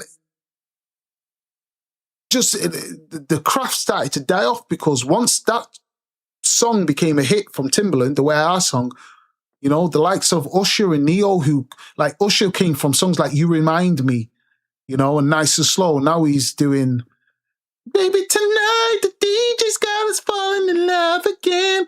Neo went from songs like So Sick to Let's Go dun, dun, dun, with like Calvin Harris. And then when you've got the leaders at the time, the faces of R&B, jumping ship to go and do dance music, people that are coming underneath, they're thinking, well, how am I going to, what's the point of me doing R&B if all the faces, the people that I look up to are now doing dance music? I'm going to have to do dance music as well. So then what happened is, like, R&B died from about 2007 all the way up to probably about 2018. So it's like probably maybe a 10-year span plus of just, you know, you got Chris Brown now going, yeah, yeah, yeah. Yeah, yeah, yeah, I want to see you tonight. Everybody, dun, dun, dun, dun, dun. Like, R&B just, like, nobody was doing it. But then, you know, everybody's telling me R&B's dead, but I'm sat there watching Sam Smith do amazing ballads. Stay With Me. You say I'm crazy, you don't think I know what you've done. And then I'm watching Adele do songs like Hello. And then I'm watching Ariana Grande do songs like If God Is a Woman, and, you know, I'm watching Ed Sheeran, Justin Timberlake, and Justin Bieber doing R&B, and I'm sat there going, how is R&B dead when, oh, I get it, R&B's, you mean R&B's dead for us, black people, you know? And so I watched the time when my favorite craft completely died because the sound got changed in it.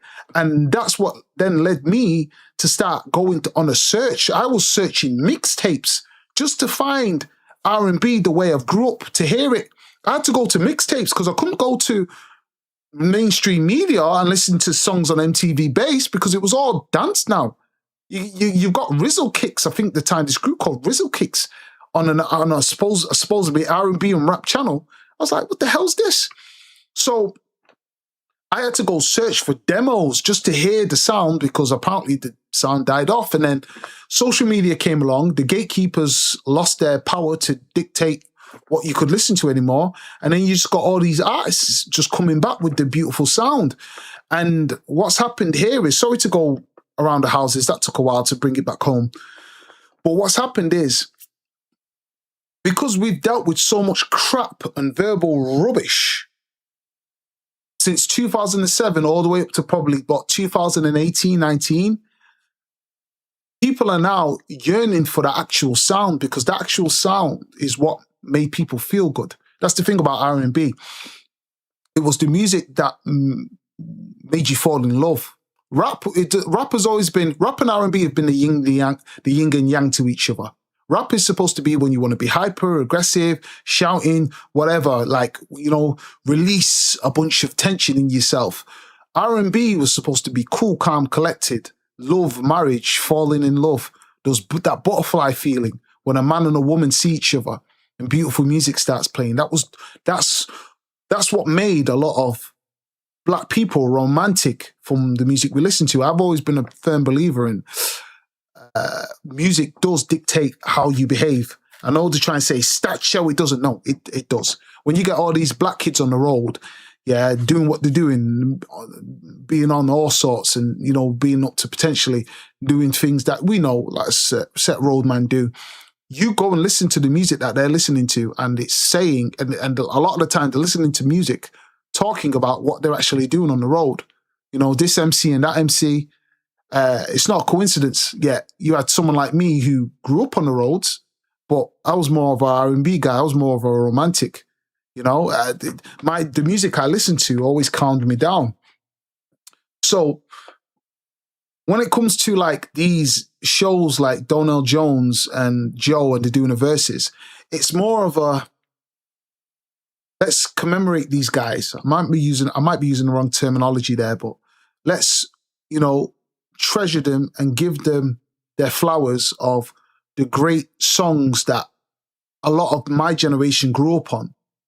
You know, you've got songs from Joe, you know, Stutter, you know.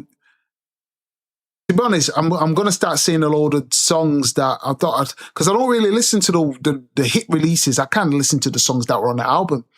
You know, like Love Is Just a Game, Priceless. I love the songs that didn't really get released, like with a video on it. You know, Donell Jones, you've got all of his songs. You Know What's Up, the generic one. Shorty Got Her Eyes on Me. Guilty by Suspicion. You know, This Love. You know. It was to celebrate them both, but it turned out to be a bit of a pantomime that people want to now crack jokes about. You know, you've got people, you know, basically taking the mick out of Donell Jones because Donell Jones struggles to sing live. I've seen the clips before the verses where Donell Jones is on stage and he's struggling to sing at certain concerts and events.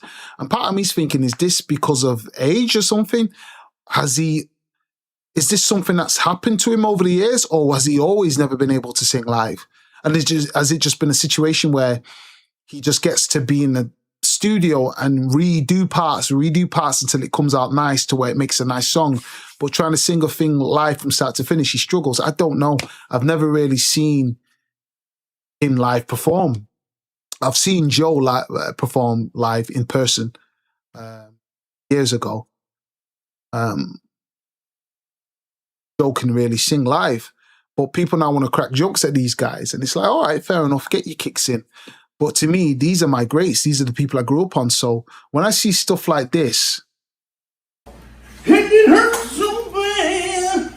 Oh, play that because there's music playing. So I get why they want to, you know, take the mic, and people want to get their clips in and whatnot.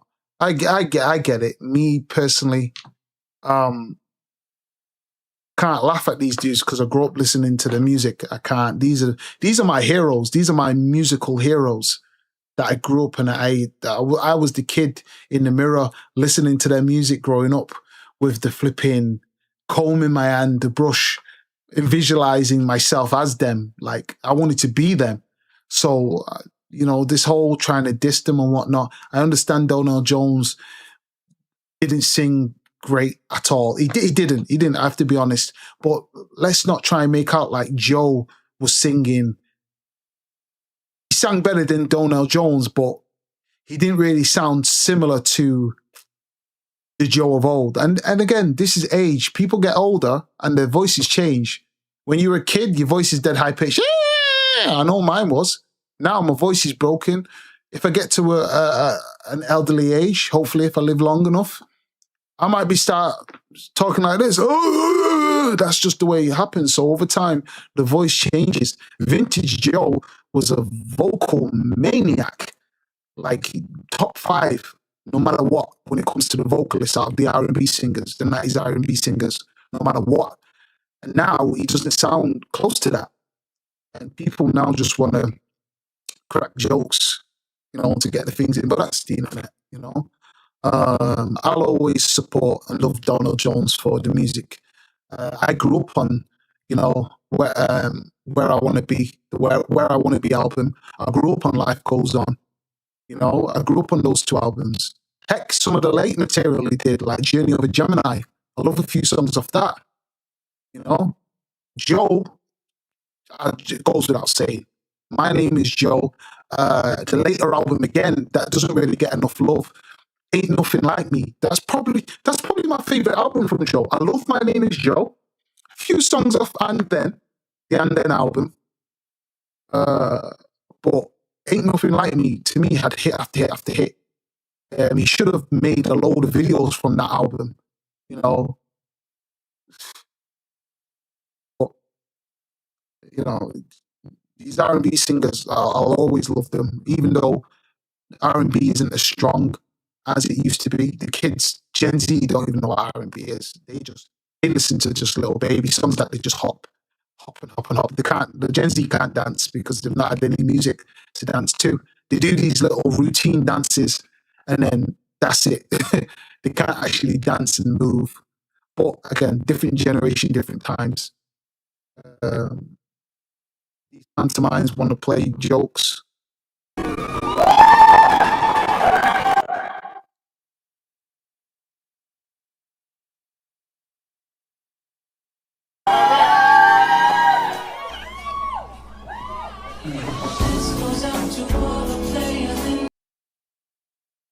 They're just gonna copyright it. But yeah, it's a shame that people want to take the mick, but I support these guys. I always will. But yeah, let me know what you guys think in the comment section. Like and subscribe.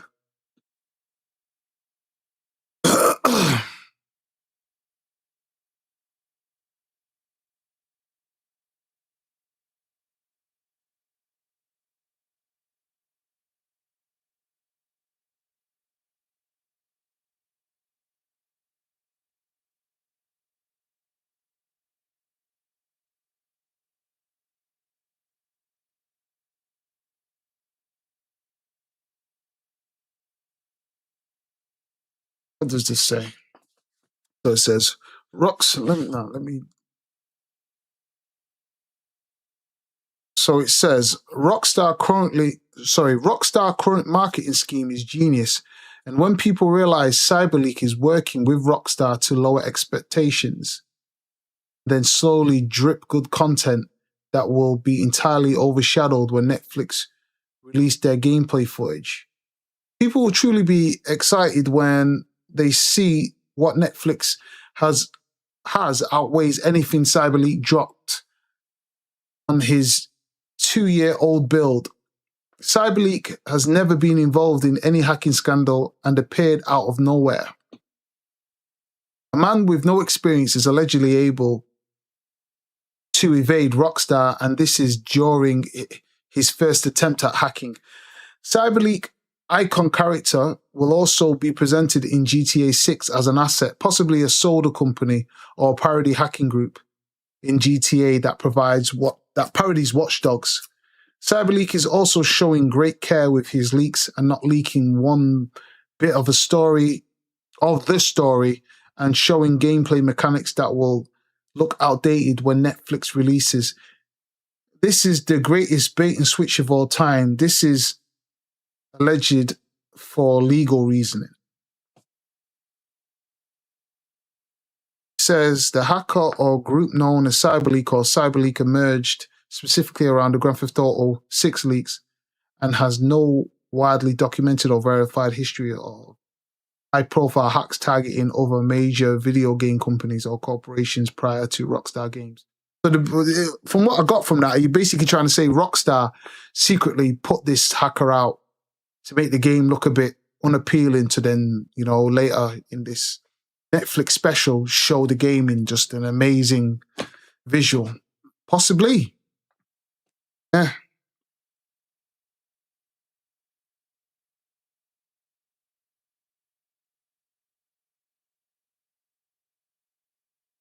Malia Shah as admin Dalimit as Ahmad.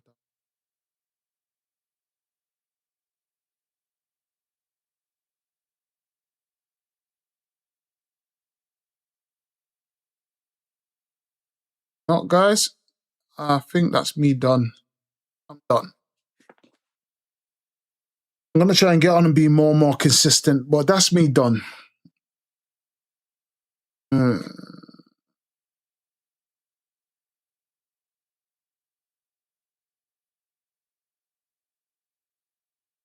Yeah. Let me know what you guys think. Like and subscribe. I'm gone. Out. I'm tired.